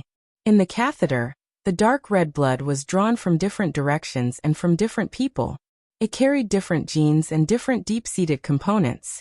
It returned to the same destination by different routes and entered a bright red sarcoma-like container, where it was mixed up. At the very least, it looked like it was stirring. It transformed into a turbid gray liquid. Then it passed through the surface of the sarcoma-like surface and extended slender tentacles. It was injected into an already open container component below. If Luonan was here, he would probably feel that the special equipment component below, which was folded and relaxed according to the structure of the container, looked very familiar. This was because this was the portable workbench that he had previously used to extract medicinal ingredients. Of course, it was just a similar type. The current portable workbench was much more advanced than the ordinary one that Moya had paid for, and its functions were also much more powerful. The blood drawn from different people passed through the initial smelting of the sarcoma-like container in the middle. Then it entered the portable experimental vessel for a second extraction. It passed through the relevant instruments for testing. After confirming that there was no doubt, it was injected into Jeffrey Ayres's blood vessels. The injection of these components was like injecting life force into him. Jeffrey Ayres' rapid breathing slowly calmed down. His rusty red skin also gradually returned to normal. Correspondingly, the 5 young men and women responsible for transfusing blood to him weakened at a visible speed. The rapidly proliferating feeling of fear gave additional wear to his body and mind. Some of the girls were already in tears, but no one cared about them. Old Ayres himself was in average spirits. He was extremely tired under this abnormal state. However, he still opened his eyes when Black Lion walked to the front of the bed. He stared at him calmly, maintaining the manner he should have. Black Lion revealed a mouthful of black gold teeth. This kind of vanity is meaningless. You need to sleep. Old Ayres slowly raised his hand and gently slapped his forehead. He spoke hoarsely, another failed product. There's no need to emphasize the mistake you made. In any case, your memory function isn't reflected in this failed experimental product. Black Lion casually twisted a catheter beside him. He even used his thick finger to flick it.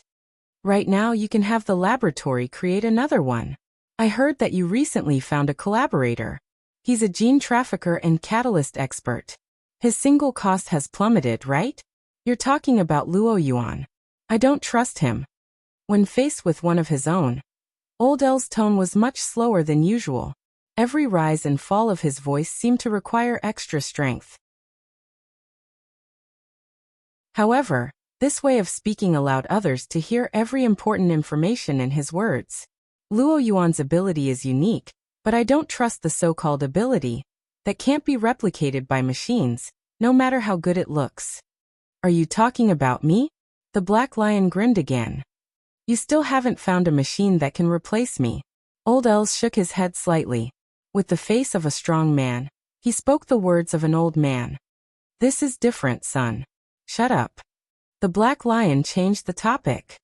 Instead of thinking about that, why don't you think about how to appease the people in Clay's lab? Of the 6 test subjects in Group AB, if you snatch 5 of them, it would not be easy to extract enough energy from their blood to last you the entire night. Then increase it. Old L's gaze landed on the sarcoma container that was suspended in midair. Without any hesitation he said, doesn't he still have Team C? 3 or 4 more should be enough. I can't just focus on Clay's side. No matter what, I have to give Mao Xingye some face. I still have a few big orders waiting for him. The Black Lion patted his belly. Speaking of which, Clay's side really put in some effort. The quality of these test subjects is very high. They're controlled at the critical point of the 2nd to 3rd phase transition. The nourishing power is unexpectedly pure and clear. It's indeed useful. Forget it. Let them prepare first. I'll go around the ship and see if there's anything more suitable. If it really doesn't work, I'll catch a few fish in the sea. It'll make do. However, Old Els was being stubborn here. No, there's no such thing as make do in my dictionary. Shut up. At your age, if you talk too much, the room will be filled with the smell of rotten apples. The Black Lion ignored Old L's request. He turned around and left the room. Old Els was not angry, at least on the surface. He only tried his best to widen his eyes and stared at the fat figure of the Black Lion as he left. The Black Lion's figure had nothing to do with being fit and tall, but Old L's gaze was fixed on him. It was as if he was looking at the most outstanding beauty and the most delicious food. The sound of the door opening and closing rang out. Old Els closed his eyes again and swallowed hard. After adjusting his breathing, he gave an order to his personal attendant. Wang Yong and Tu Ge. Let them come over. Instructor Wang is already on the way. As for Mr. Tu Ge, he seems to be taking a stroll on the ship. I'll contact him now. Forget it. Let him be. Old Els retracted his order, but he quickly added another one. Get the rest of the experimental subjects over. Tell Clay that I approve of his experiment. But tonight, he's destined not to be the main character, so don't waste your effort. Yes, sir. The personal attendant knew that Old Els could not see him, but he still bowed respectfully and quickly went out to make arrangements. When the order from the powerful's room was transmitted through the radio carrier, some people who had yet to receive the relevant information were still engaged in a dispute that had actually deviated from the main topic. Of course, as the supervisor in charge of the volunteers, in Clay's laboratory, Bob, this half-bald, middle-aged white man, had completely lost his patience after being continuously harassed by several groups of people for a long time. I'll explain one last time. The reason why Team C can go on stage is because there's a problem with Team AB. According to the agreement, it's their turn. Bob spoke very frankly, but this matter could not be resolved with a frank attitude. Wuxia had already started slamming the table. If there's a problem with Team AB, how are you going to ensure the safety of Team C? In the face of an unstoppable force, being able to go on stage is the greatest safety. Bob also slammed the table. Fortunately, Smith kept mediating. Only then did he suppress his anger and say a few more words. For Smith's sake, Mr. Wuxia, I think you're lucky enough, especially your child. I suggest that after this matter, you can buy a Powerball bet.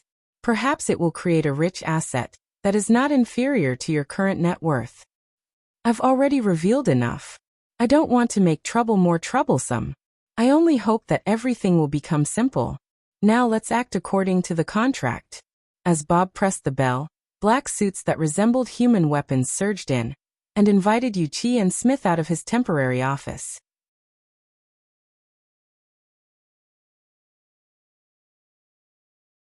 Chapter 1044. Of course, Wuxia wasn't the only one who received this sort of temporary upgrade. In addition, the volunteers of Team AB had more or less their relatives accompanying them. It seemed that a wave had already arrived before them. But the men in black suits used violent methods to clear out Bob's temporary office and the corridor outside. They also effectively separated the parties involved. This sort of method was crude but effective. As for whether it was illegal or not, who cared? We can't count on Bob. I just tried to contact Bai Xingyan, but she didn't get through. She didn't respond to my message either. Smith glanced at the man in black, who was monitoring them, and cursed. He couldn't continue because Wuxia was staring straight at him. Yuchi's face was blue and his eyes were bloodshot. Smith had been a broker for a long time. He knew that he was facing the backlash of his clients. Even if he had a clear conscience, there was no reason to talk about this at a time like this. As for the fact that the experiment wasn't really risky, there was no need to even mention it. In the end, Wuxia was still a rational person. He knew that venting or taking out his anger was meaningless at a time like this. At this time, Yuchi's mind was also very chaotic. He even considered bringing Yu Zheng along to escape from this giant ship. Fortunately, he quickly eliminated this kind of irrational fantasy. He tried to use his rationality to find an opportunity. Is there anyone else who can contact Dr. Clay directly? It would be good to have a word with him. Convince him to change people or use fewer people. Anything is fine. As long as little Zheng can escape, the sponsorship fee is negotiable. Smith nodded and didn't say much. He operated his wristband again. Wuxia wasn't idle either. He had some connections in the New World and Luoyang City. Even if those connections weren't enough, he could still go to Xia City and ask for help. Even if it didn't have any real effect, it would be good to make Dr. Clay and his experimental team hesitate for a bit. The two men could be considered rather accomplished. They stood in the corner of the corridor and madly made phone calls. But it didn't take long for reality to tell them. There was always a gap between hopes. This was very normal. There was no need to involve specific people. As long as it was a problem related to the mutation infection, it was extremely sensitive and taboo. Not to mention, they were far away in the middle of the ocean. They were situated in an extremely delicate geographical and social environment. The Jade Light, who would easily open their mouths and make a promise upon hearing the name. The other party didn't even need to refuse. Just by saying that they wanted to understand the situation, a few hours, half a day, or even an entire night would pass. Wuxia was also a sophisticated person, so he had a basic judgment of these things. The more people he contacted, the colder his heart became. It was the same for Smith. Even if he didn't feel a chill in his heart, he felt more and more awkward standing next to Wuxia. He urgently needed to come up with a decent solution, but in the end, he could only come up with something that was better than nothing. York, I think we should start with Bai Xinyan. Even though she rejected us, we know where she is. We can look for her directly, or through her father. Didn't you say that we worked together before? Daydream? At this moment, when he said this name, he felt even more awkward, but it could also be considered a path. Smith and Wuxia were stunned. They seemed to have thought of something at the same time. The former raised his voice and asked, what was it called again? Wuxia did not answer. He immediately turned around and rushed to Zone C12. Smith hurried to catch up. It was probably because the increased blood circulation stimulated his brain. He recalled the name. Luonan, right? Is he sure he's still here? Wuxia still did not speak. He just operated his wristband to confirm that he didn't have Luonan's number. He quickly switched to a different person and sent out a communication request. The target was his daughter, who was several thousand kilometers away. His mood was about to explode, but he forcefully suppressed his emotions after connecting. He became gentle and calm, even slowing down his footsteps to maintain the stability of his breathing. Qin, you're not in class, right? That's good. It's fine. Don't worry. It's fine as long as your brother torments himself. Wuxia chatted with his daughter for a bit with absolute willpower before finally getting to the main topic. Oh right, Qin. I accidentally saw someone here just now. That's right. You know him. You mentioned him before. He's a very mysterious schoolmate. Yeah. He's the one little Zheng offended. I just brushed shoulders with him and just remembered. I didn't have time to say hello. Yeah. I'm very curious as well. Why did he come here? Do you have his contact information? It's nothing. It's just too much of a coincidence to bump into him on an ocean cruise. It's good to get in touch and deepen our relationship. Dad can't miss out on such a powerful young person in Xia City. Smith spread his hands to the side. It must be said that Wuxia's ability to control his emotions was quite decent. He was unable to hear any sense of anxiety from the tone he used to converse with his daughter. But since he was going to lie, the logic behind his words wasn't tight enough. Hopefully the other side wouldn't be able to tell. Looking at Wuxia's expression, he had indeed deceived his daughter.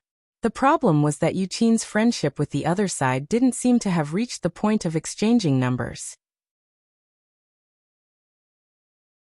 Wuxia's face was filled with unconcealable disappointment, but he quickly roused his spirits and said to the other side, "This is a rare opportunity. I remember that you're friends with his relatives. Help Dad ask. Okay, send it over in a bit." The call ended, and Wuxia's brows furrowed even tighter. Smith saw the situation and said some nonsense. "Let's go over there first. Maybe we'll bump into him." Wuxia didn't know what he was thinking. He was a bit absent-minded. Smith called out to him, and he woke up with a start. He tossed the little doubt that he hadn't straightened out to the back of his mind. He nodded in agreement and sped up again. Naturally, he didn't know that thousands of kilometers away, in Xia City 6th High, his daughter had already made a decision. She dialed a number that she claimed she didn't know. On the cruise ship, which was as complicated as a maze, almost everyone had their own goal, whether it was an internal drive or an external drive. Toolman number 1 accepted a strange order and found the express passageway leading to Area C. He entered an elevator that was on the way. He came out in a hurry. He didn't even wrap up the hot notebook with anything to cover it. It wasn't appropriate to hold it in his hand. In the end, he did what Black Lion did and put it in his bosom. The problem was that this notebook was really hot. That wasn't a description. Toolman number 1 was in the outer circle of the inner world.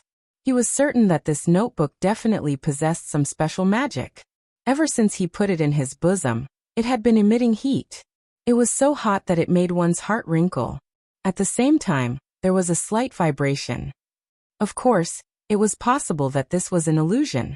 In any case, it was absolutely right to get rid of such a hot item as soon as possible. Up until now, there hadn't been any strange people asking him for it. He just hoped that the elevator would hurry up and enter Area C's exhibition hall, so that he could put the item in its proper place. However, the elevator was for public use. It was normal for people to get on it midway. After crossing 2 floors, the elevator door opened, and a colleague wearing the same black suit and black sunglasses walked in. The moment the elevator door opened, the identification device came into play. It was a real colleague. The two of them didn't have any expression. They nodded as a greeting. The newcomer stood on the other side of the car, putting some distance between them. In their line of work, being careful with their words and actions was the most important thing. If it wasn't necessary, they absolutely wouldn't inquire about each other or strike up a conversation. Silence was the most reassuring atmosphere. The problem was that Toolman number 1's calm state of mind didn't last more than 2 seconds before it was broken. The elevator door closed, and the car started moving. The colleague who came in turned to him. His gaze was fixed on him through the sunglasses. "Can I take a look at the notebook in your bosom?"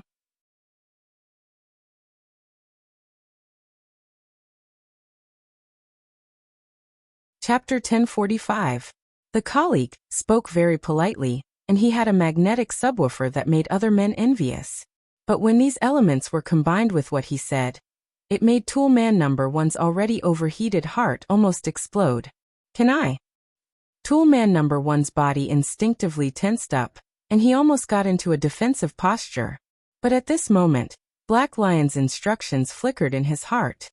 "If you meet someone on the way and ask for it, just give it to them." This order dispelled all his subjective initiative. Toolman number 1 was stunned for half a second before he hurriedly took out the notebook from his chest and offered it with both hands. The colleague also politely received it with both hands. He rubbed it twice in his hands, as though he was inspecting the material. Then he opened the notebook and flipped through it.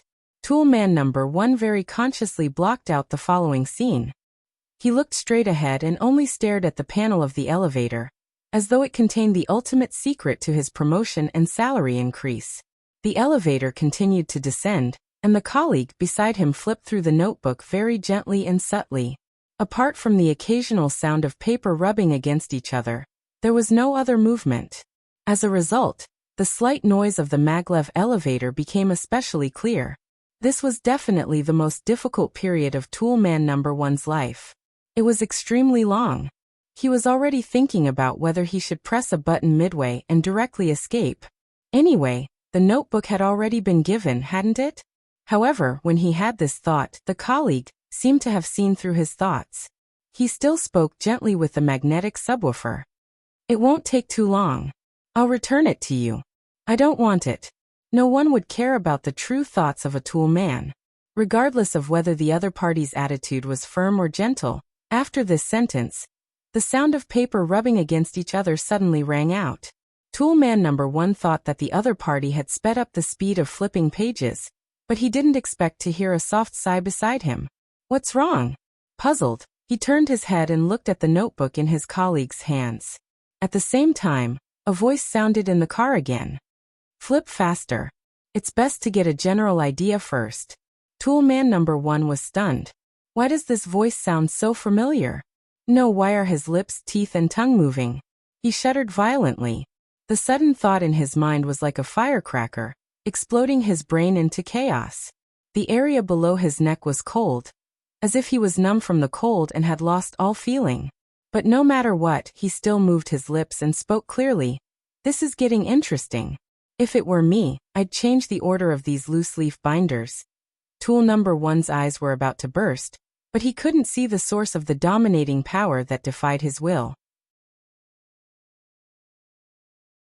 All he saw was that his colleague didn't even raise his head as he replied in a calm tone. "It's better to keep things as they are." Toolman number 1's tongue continued to move. "When Baiji came to me, I didn't think much of it. But now, it seems like it's a waste of God's gift in your hands. Should I agree to it? Or you can just give it to me, or hand it over to my stupid disciple." "I'm sorry, Lady Necromancer. I promise, my colleague. You don't have to worry about me, don't worry about me." Toolman number 1 froze on the spot.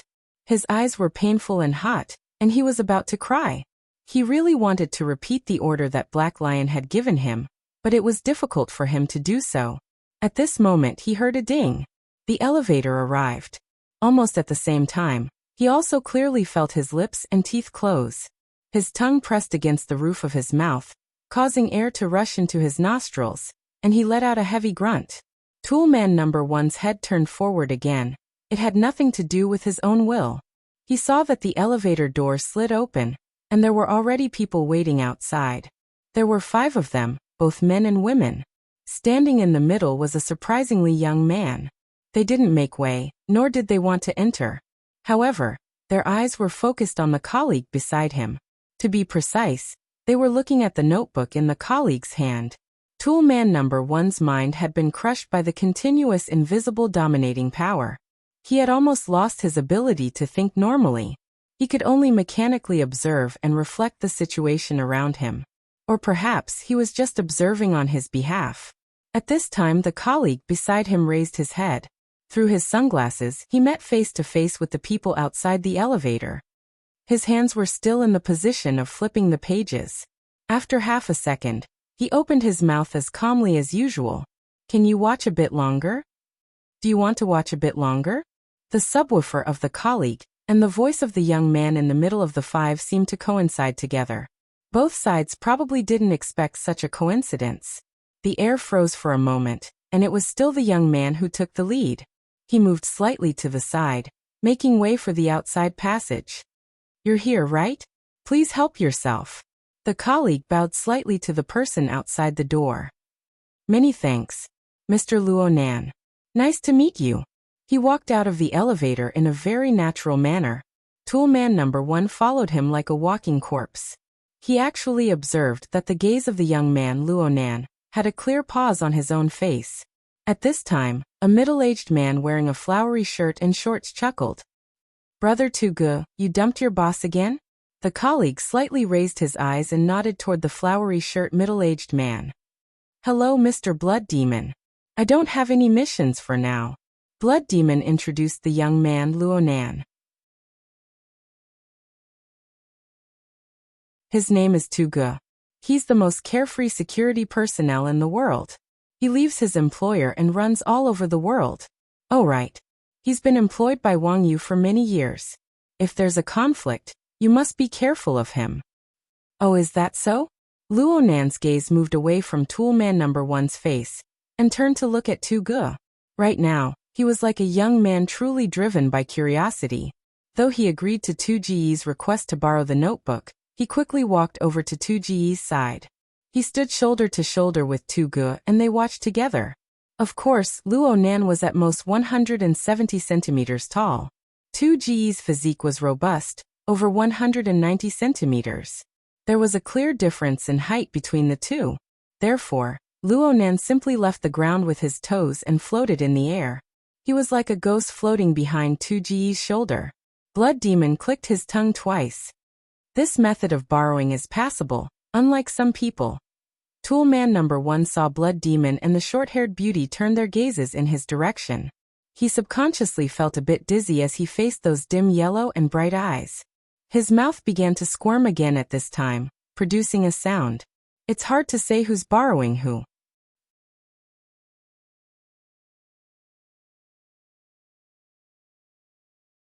Chapter 1046.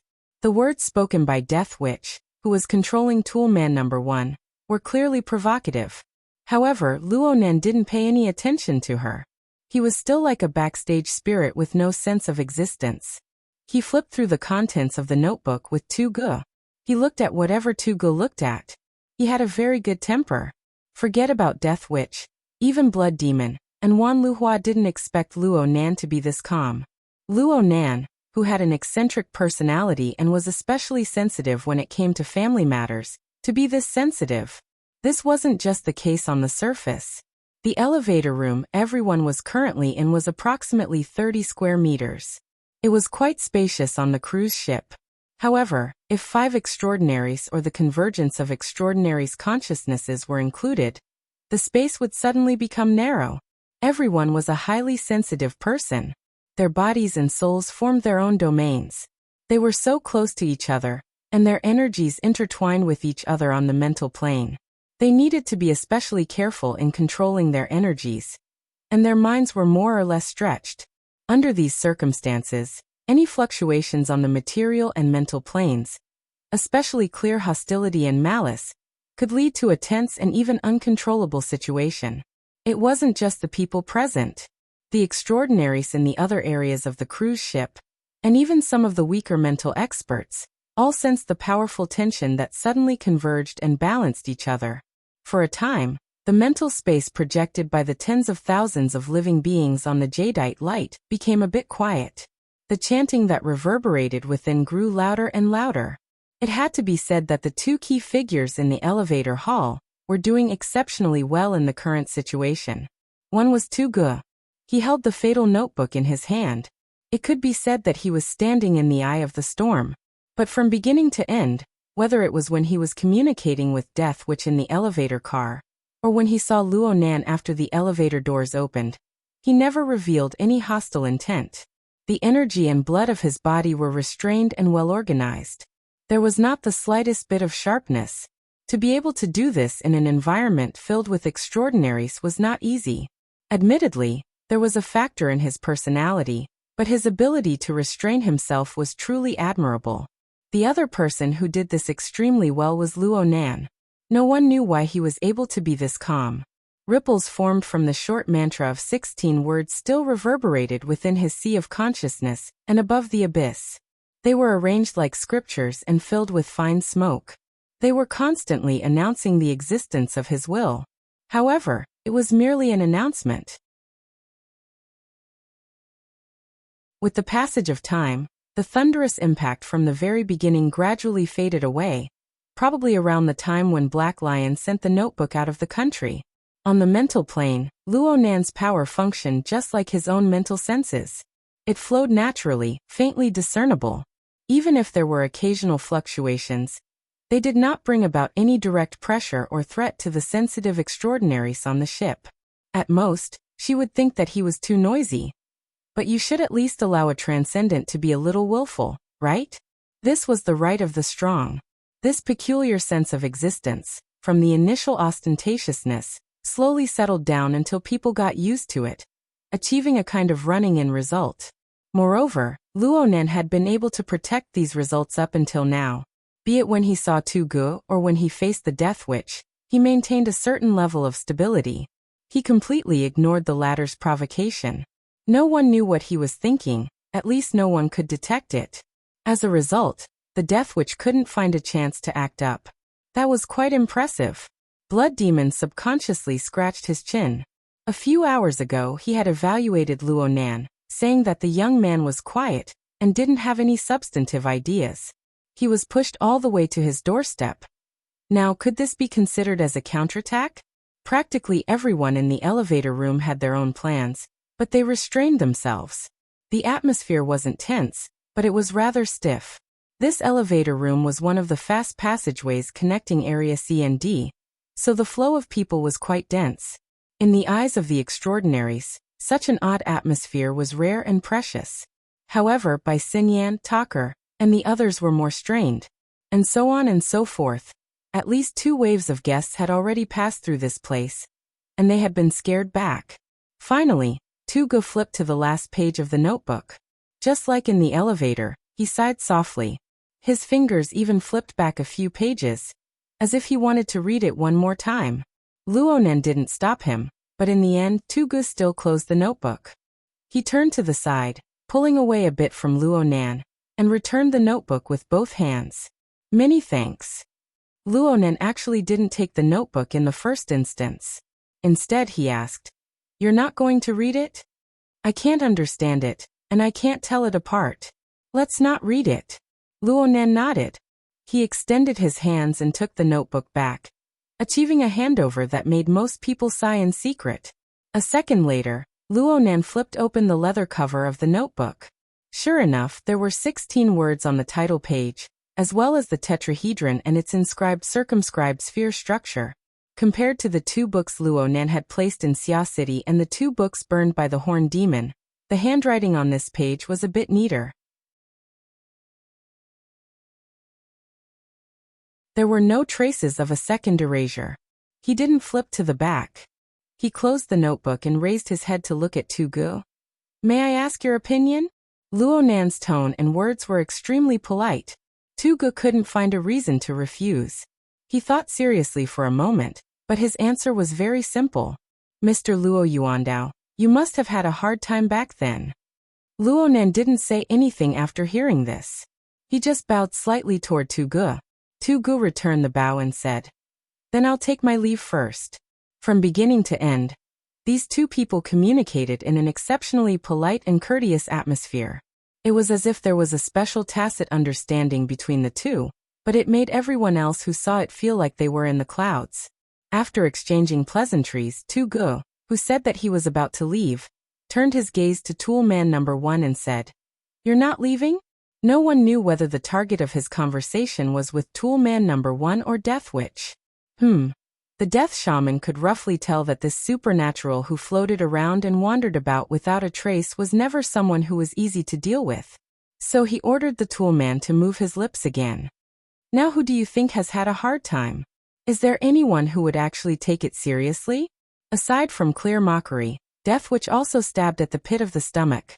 But when these words were spoken, not only did Tu Ge's sunglasses-covered face not change, even Luo Nen only lowered his head to look at the cover of the notebook in his hand. He didn't flip through it, but it looked like he was lost in thought. As for the others, they all knew how to play deaf and mute. For a person of status, there was nothing more embarrassing than being ignored by others. No matter how eccentric Death Witch's temperament was, he still cared about his face. He really couldn't continue to be entangled here, so he simply snorted coldly and abandoned the temporary Tool Man. He plunged into the depths of the sea of consciousness and disappeared without a trace. Blood Demon and Wan Luhua, who had been seriously observing the layout of the elevator hall, glanced at each other. It was very clear that this old woman definitely bore a grudge against everyone present. Speaking of which, was there an extraordinary in this world that she didn't hate? Blood Demon didn't take this seriously. He didn't care about Tool Man number 1, who had fallen limply to the ground. He reached out to pat Luo Nan's shoulder. Today, I'm going to have a whole new level of respect for you.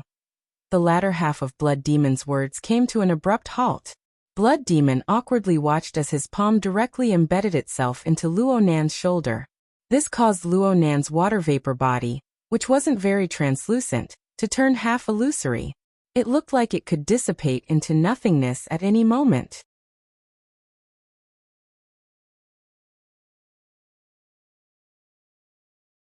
Chapter 1047. In the exhibition hall, everyone was discussing the hook Luo Nan left behind. They were guessing the subsequent developments and changes. It was a very deep and interesting matter. However, the brief confrontation in the elevator hall not far away more or less caught people's attention. For normal people, the Jade Light was a city on the sea. The space was vast and the content was rich. One might not be able to finish playing it in a week or two. However, for existences on the level of extraordinaries, this giant steel ship was basically no different from a small dinghy when they clashed and fought with each other. There was practically no buffer, especially for the mental side. Plus, everyone had their own standpoints. The scene of a chaotic battle was enough to make one's scalp ache. As his thoughts changed subtly, the discussion could be postponed for the time being. Constance and the Star Shaman bade farewell to Her Majesty Empress Wu and left together. Star Shaman walked away from Her Majesty Empress Wu's line of sight, and his footsteps clearly sped up. Constance followed without batting an eyelid. Her gaze was slightly lowered as she watched Star Shaman's fingers twitch unconsciously as he walked. She frowned, but she did not say anything in the end. Constance did not speak. Her consciousness reverberated on the mental plane. It was Death Shaman, who had just finished his confrontation with Luo Nan. Everyone was very familiar with each other, so there were no pleasantries. Death Shaman went straight to the point.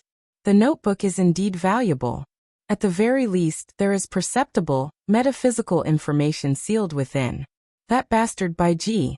He just wants the world to be in chaos. Constance was a bit puzzled. Luo Nan seems to have gotten the news a bit too early. Baiji is looking for external help all over the world. He might be deliberately leaking information. How big is this circle? There are more than 1 or 2 blabbermouths. Death Shaman did not like wasting time on such boring matters. He was a bit impatient. Are you done yet? Immediately. Star Shaman finally joined in. His teacher's powerful consciousness gave him a lot of pressure, even for an extraordinary like him. To reach a state of coordination and sharing required considerable skill, patience, and trust. Although it was said to be immediately, it had to wait until the two extraordinaries carried Death Shaman's drifting consciousness back to their own rooms. Only then did they truly reach a state of perfect coordination. Star Shaman did not delay any further. His right hand directly drew in the virtual workspace, reproducing the chaotic lines, words, and graphics that Death Shaman had seen in the notebook. Obviously, this was controlled by the Death Witch's consciousness. But now no one cared about these minor details. The three extraordinary consciousnesses were all focused on these simple yet messy handwriting, attempting to rearrange and deal with them. But how could it be that easy? Constance was one of the top spirit formation masters in the world, and he had a deep understanding of ancient and modern runes and symbols. However, he was still at a loss as to what to do with the runes before him. Who knew what these messy words and images were pointing to? There wasn't even a direction. This is an observation record, the Death Wizard suddenly said. Teacher, you mean? I don't know what the object of observation is, but the writer of this notebook tried to describe it, but he was unable to do so, resulting in a terrible physical and psychological state. The Death Wizard's consciousness continued to flow, like a breeze coming from an unknown place in the cabin, seeping into the muscles and bones. By directly touching that notebook, I can sense chaotic and restless power, despair, and stubbornness. Different sources, but they've been twisted together to form an unrecognizable monster. However, it was sealed by the words and graphics on the title page. Constance and the Star Sorcerer exchanged glances, but there was no doubt. The Death Wizard was publicly recognized as the most authoritative shaman in the world. She could go back in time and foresee things. Her judgment, be it evidence or intuition, was very persuasive and had the power to guide others. Of course, Constance and the Star Sorcerer were transcendents with great confidence, so they wouldn't believe whatever the Death Wizard said. But this kind of explanation was a direction, right? Following this train of thought, the Star Sorcerer tried to think in a relatively reasonable direction. There's no order to the pages in the notebook, and there's no pattern. From a single page, it doesn't seem like a direct depiction, or at least not a mechanical copy. Otherwise, there should be a simpler method and a clearer visual impression. Then, Constance understood what he meant. Then it's very likely an object that can't be described directly, or a target with mental pressure. Just like what many religious texts say. Do not look directly at God. None of the three transcendents present believed in the so-called gods, so they naturally replaced the words with a powerful unknown existence. Perhaps this was still a fantasy, but at least this train of thought could continue. The Death Wizard took the initiative to lead the conversation. It could be a living thing, or it could be a series of more complicated and strange things. No matter what, it would be a very strenuous task to depict it with Luo Yuandao's abilities and methods at the time. He obviously couldn't use any equipment. He had to first observe and understand it, then record it in a way that allowed for practical use. He could only rely on his brain and hands. Sometimes he succeeds, and sometimes he fails. And these, as well as the scattered scribbles on the notebook, are the accumulation of the results of his failures. The Star Sorcerer's arm twitched, and the virtual workspace was destroyed. Clearly this wasn't his own will. The Death Wizard never wasted her energy on meaningless things. Her time and energy were too precious. Recovering from the results of a failed observation is something impossible. What's left on the notebook are fragments that have been clumsily translated, lost most of the information, and reduced dimensions. And the value lies in the fact that they actually exist. Constance always found something positive. This is that lunatic, Luo Yuandao, right? That's the value of his existence. The Death Wizard's thoughts became more and more erratic. At the very least, he saw a world that we couldn't see. He touched upon a level that he shouldn't have touched upon. He left behind bits and pieces. Unfortunately, they're all trash that can't be recovered. And this is probably one of the reasons why he's able to survive until now. The Star Sorcerer ran through the information regarding Luo Yuandao in his mind. So, is this the reason why he went crazy? The Death Wizard's thoughts laughed. He forcefully accommodates things that cannot be digested. He chases after treasures that he doesn't have the qualifications to possess. He doesn't know that this thing will break his stomach when it enters his digestive system. When it enters his thinking system, it will burn his brain. In a certain sense, he really has it hard. The Star Sorcerer grabbed his right wrist and loosened it a bit. That treasure is with Luonan right now? Yes, this connects to the current hot topic. Luonan? The Death Wizard muttered to herself for a moment before sneering. He will have it harder in the future. If there's a future.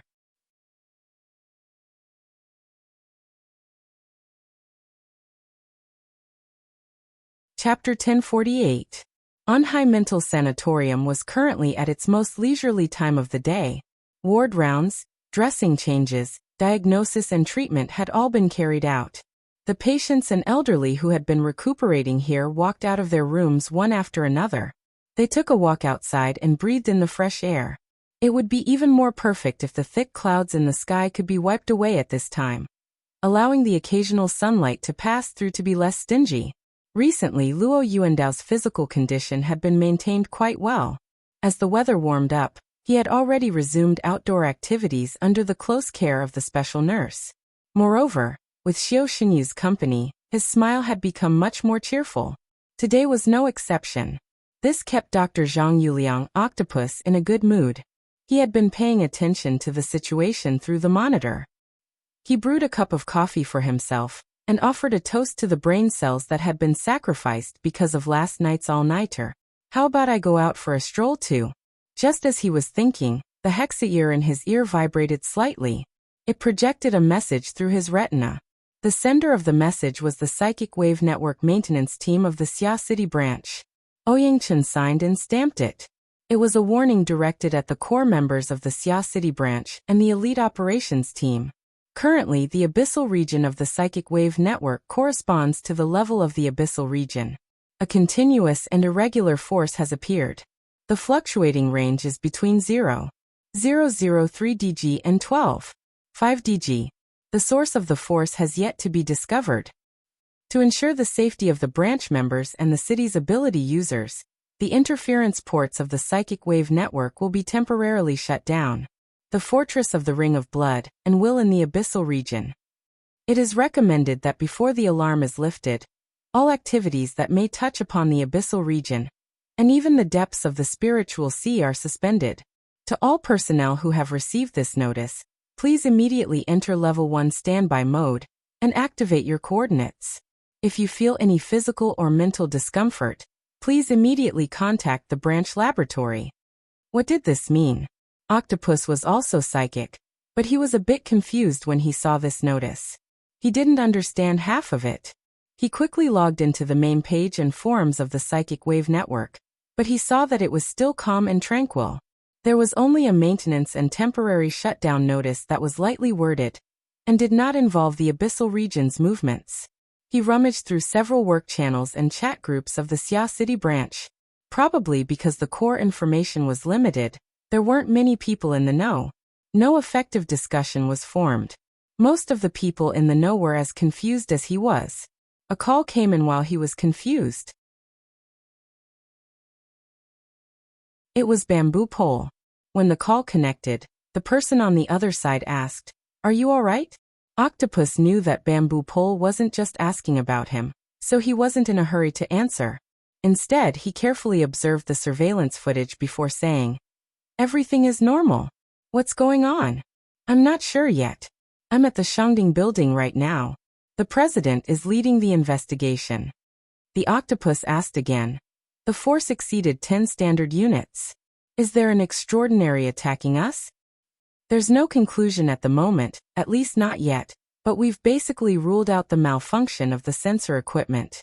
That's because basically, the mental side of B class and above will show varying degrees of reaction. Bamboo Pole was also a grade B psychic, which meant that he had also felt it. Other than that, Elder Yu, Mr. Bai, and Gao Tianshi, the three psychics had the strongest reaction. Of course, there's also President Ouyang. At this point, Bamboo Pole seemed to be talking to someone. After about half a minute, he spoke again. Now we have a preliminary estimate. It might be an unknown powerhouse, definitely at the extraordinary level. It might be a famous expert, or it might be a mutant species from the wilderness that is currently extending its consciousness into this place. The octopus subconsciously responded, "A war?" Right now, it's just tossing and turning on the mental plane, but it's always searching for an entry point to the material plane. It's tried many times, but it's not satisfied. It seems to be an obsessive-compulsive disorder. This is what the president said. The octopus chuckled twice. I wonder who it is. At the very least, President Ouyang feels that it's unfamiliar.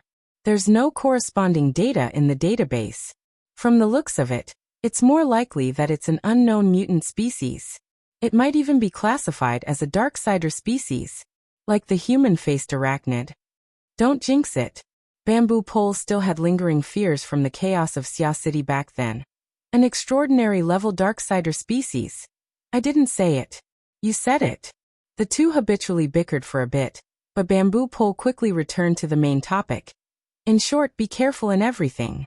Tonight is extremely sensitive. It wouldn't be strange for anything to happen.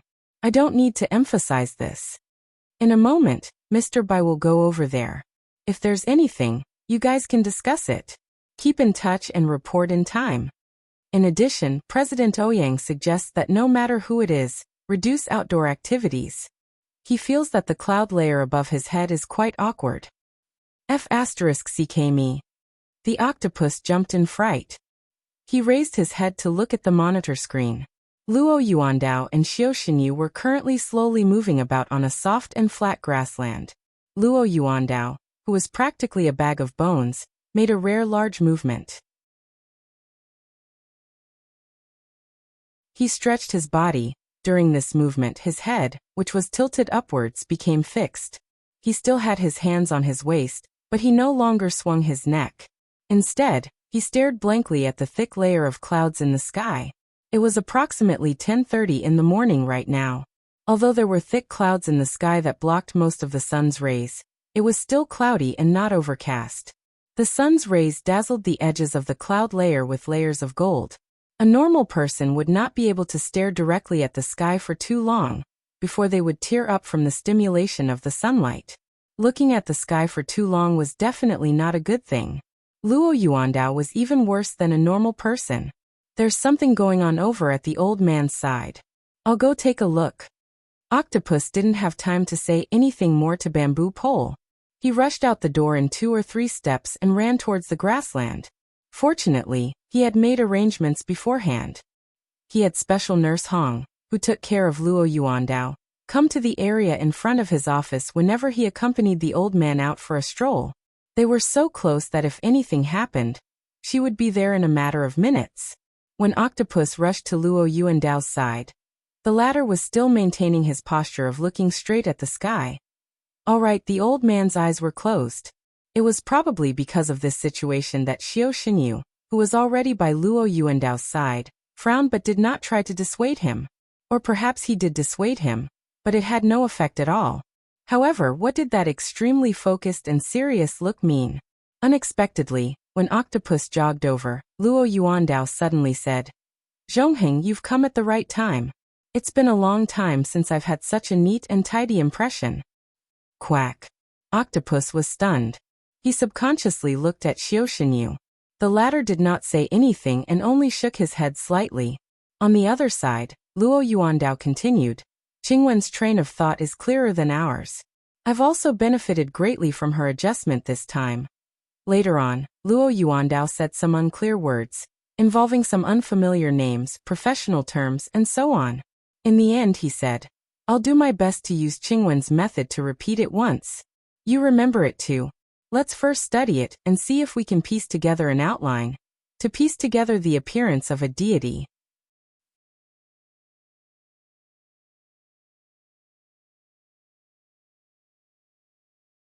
Chapter 1049. It seemed that he had accidentally touched upon some secrets of the past. Octopus was quite conflicted right now. If he listened, he might violate the privacy of the Luo family. If he didn't listen, this opportunity would never come again. And Luonan wasn't here. Having dealt with Luonan for a long time, Octopus obviously knew that this kid knew very little about the past of his grandfather and father, especially the past events in the wilderness. However, he was extremely thirsty. It would be hard to explain if Luonan were to ask about this matter in detail. As a friend, should he listen? Or shouldn't he? Octopus's conflicted thoughts wouldn't affect the outside world. However, Luo Yuandao didn't say too much after that. His eyes were still closed, but his demeanor was as if he was observing with rapt attention. In the end, he even slowly raised his arm. It was as if he wanted to grab the clouds in the sky. It was as if he wanted to welcome the dazzling sunlight behind the clouds. In the end, he wasn't able to grab anything. Instead, the excessively withered palm seemed like it would turn into smoke at any time under the sunlight that permeated through the clouds, melting into the shadows of the clouds. The old man's stiff fingers trembled uncontrollably at the front end of this arm. He was gesturing with lines that had no basic logic or concrete shape. However, perhaps in his own circle of thinking, he was doing meaningful work. So gradually, a smile actually appeared on the old man's face, and it grew more and more brilliant. Luonan quietly gazed at the shadow of the clouds, at the old man who was so withered that he was out of shape. The palm that was pointing at the sky seemed to be pointing at his chest. Of course, he also saw the old man's smile. Though the old man's eyes were closed and he wasn't pointing at anything, this was probably the most amiable grandfather had shown him in recent years when the grandfather and grandson met face to face. Right now, Luonan's thoughts were entrusted to the clouds that covered the skies of Xia City. They were concentrated on the sanatorium. Xia City was the area that Luonan had the strongest control over. There were far too many people here that he needed to pay attention to and protect at all times. Therefore, the Mother Mica and the Soul Cloak supported each other, accumulating and replenishing each other. From last night until now, Xia City hadn't been clear. The accumulated water vapor transformed into a thick mass of clouds. They gradually piled up to form the structure of the Mother Mica, covering the entire city. Then Luonan's thoughts jumped and began to directly interfere with the covered area. With Luonan's pure sensing ability, there was no need to be this high profile. However, his current state of mind was not stable enough. Luonan was able to unearth many things through his contact with the original notebook. He could understand the meaning behind the symbols, words, and even the messy lines. This did not mean that he could recover the person recorded in the notebook and decipher his grandfather's thoughts. He had only truly touched the chaotic spiritual light left on the ordinary page under the suppression of the 16 words formula and the visualization diagram, as well as the remnant emotions of extreme pain. Luonan could confirm that his grandfather didn't possess supernatural powers. But where did the spiritual light on those pages come from? Even after more than 10 years, it still made its existence known to him. Luonan was no longer a greenhorn. He had gone through all sorts of experiences and studies during this period of time. He already possessed the ability to judge and deduce from small clues. He seemed to be able to see the cause and effect of all of this. In just a few minutes of reading the notes, he had already constructed a preliminary model. A powerful source of energy and information had penetrated the frail framework of an ordinary person's body and soul, leaving behind an imprint on the similarly frail page. Within the split-page notebook, the chaotic strokes of the strokes weren't just simple ink and paint. They were the scorch marks of the writer's soul burning. Luonan was certain that his grandfather wasn't just a simple recipient when the source of radiation penetrated. That old man was clearly recording, controlling, and expressing something. Of course, the current notebook was a collection of the results of failure. There were no achievements to be seen. There was only fragmentation and pain.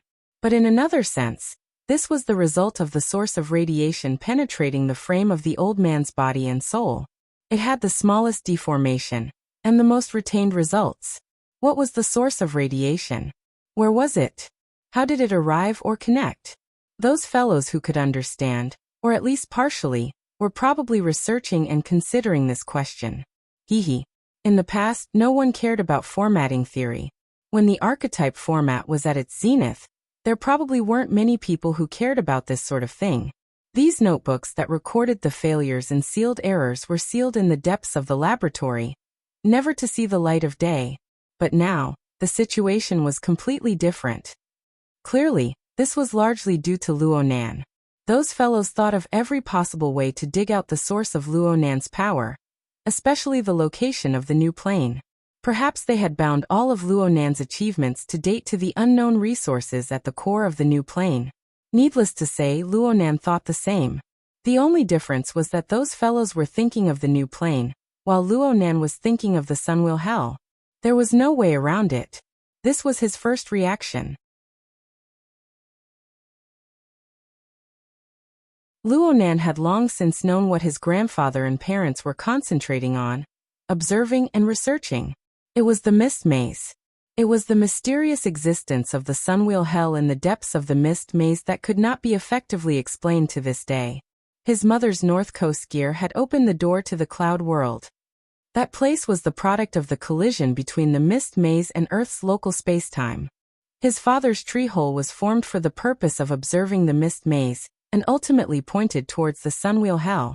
As for his grandfather, although the scope of his research seemed to be the transformation of the frame of the human body and soul, he was without a doubt the leader of this line of research. There were most likely no problems if Luo Nan thought in this direction. Luo Nan was able to make a simple analysis. The Mist Maze, the shattered fragments of spacetime, and the domain couldn't form the burden and radiation of a large amount of information without extraordinary power or special equipment to integrate and analyze them. The Sunwheel Hell was different. After all, Luo Nan had truly experienced the impact of the destructive flood of information for himself. Not just once. Was this the truth? Luo Nan didn't know. Actually, the key thing that was pressing against Luo Nan's chest, twisting his skull, and making his mind absent-minded wasn't this. What occupied most of his brain's resources was another matter. Luo Nan was suddenly enlightened because of this split-page notebook. His grandfather's so-called schizophrenia turned out to be due to another reason. It wasn't a neurological disease in the traditional sense. Instead, it was damage from external sources of radiation. New discoveries always brought new thoughts. Luo Nan thought, maybe I can do something?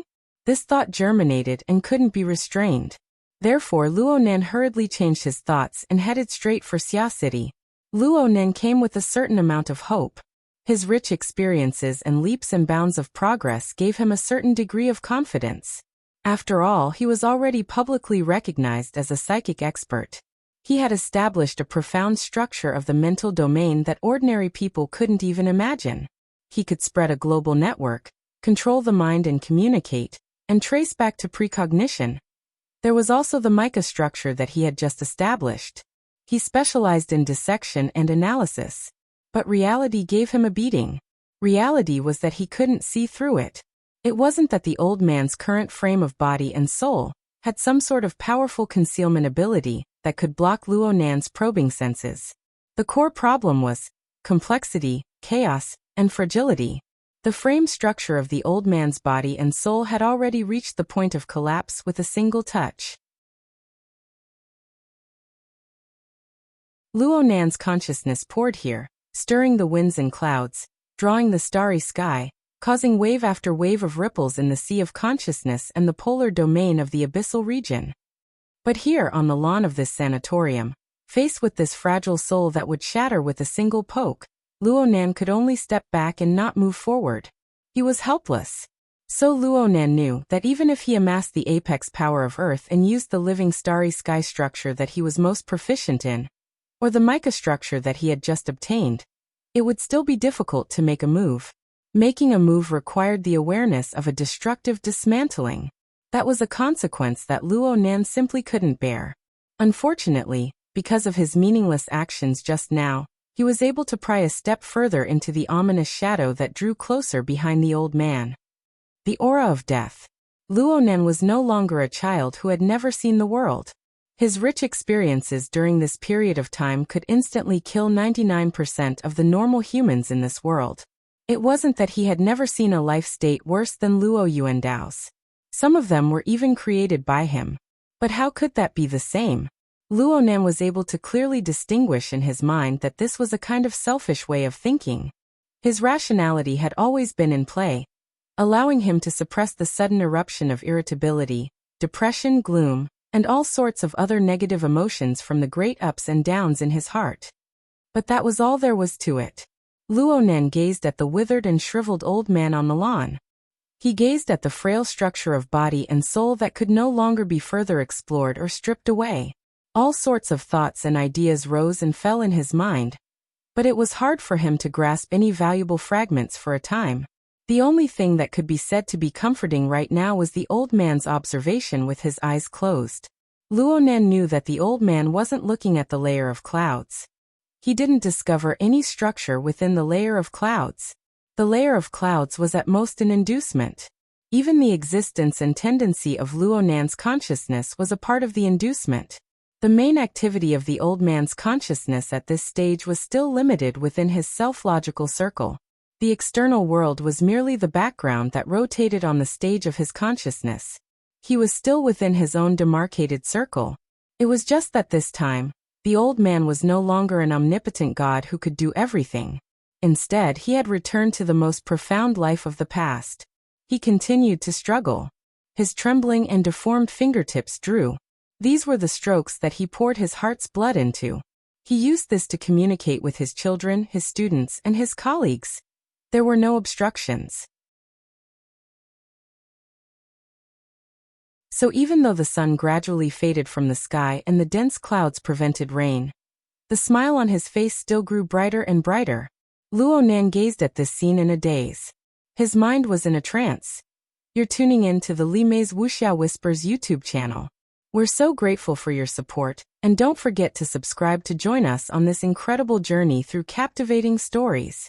Your generosity through donations truly makes a world of difference, as it's the primary source of revenue that allows me to expand and enhance this channel for you. Thank you from the bottom of my heart for being a part of this adventure.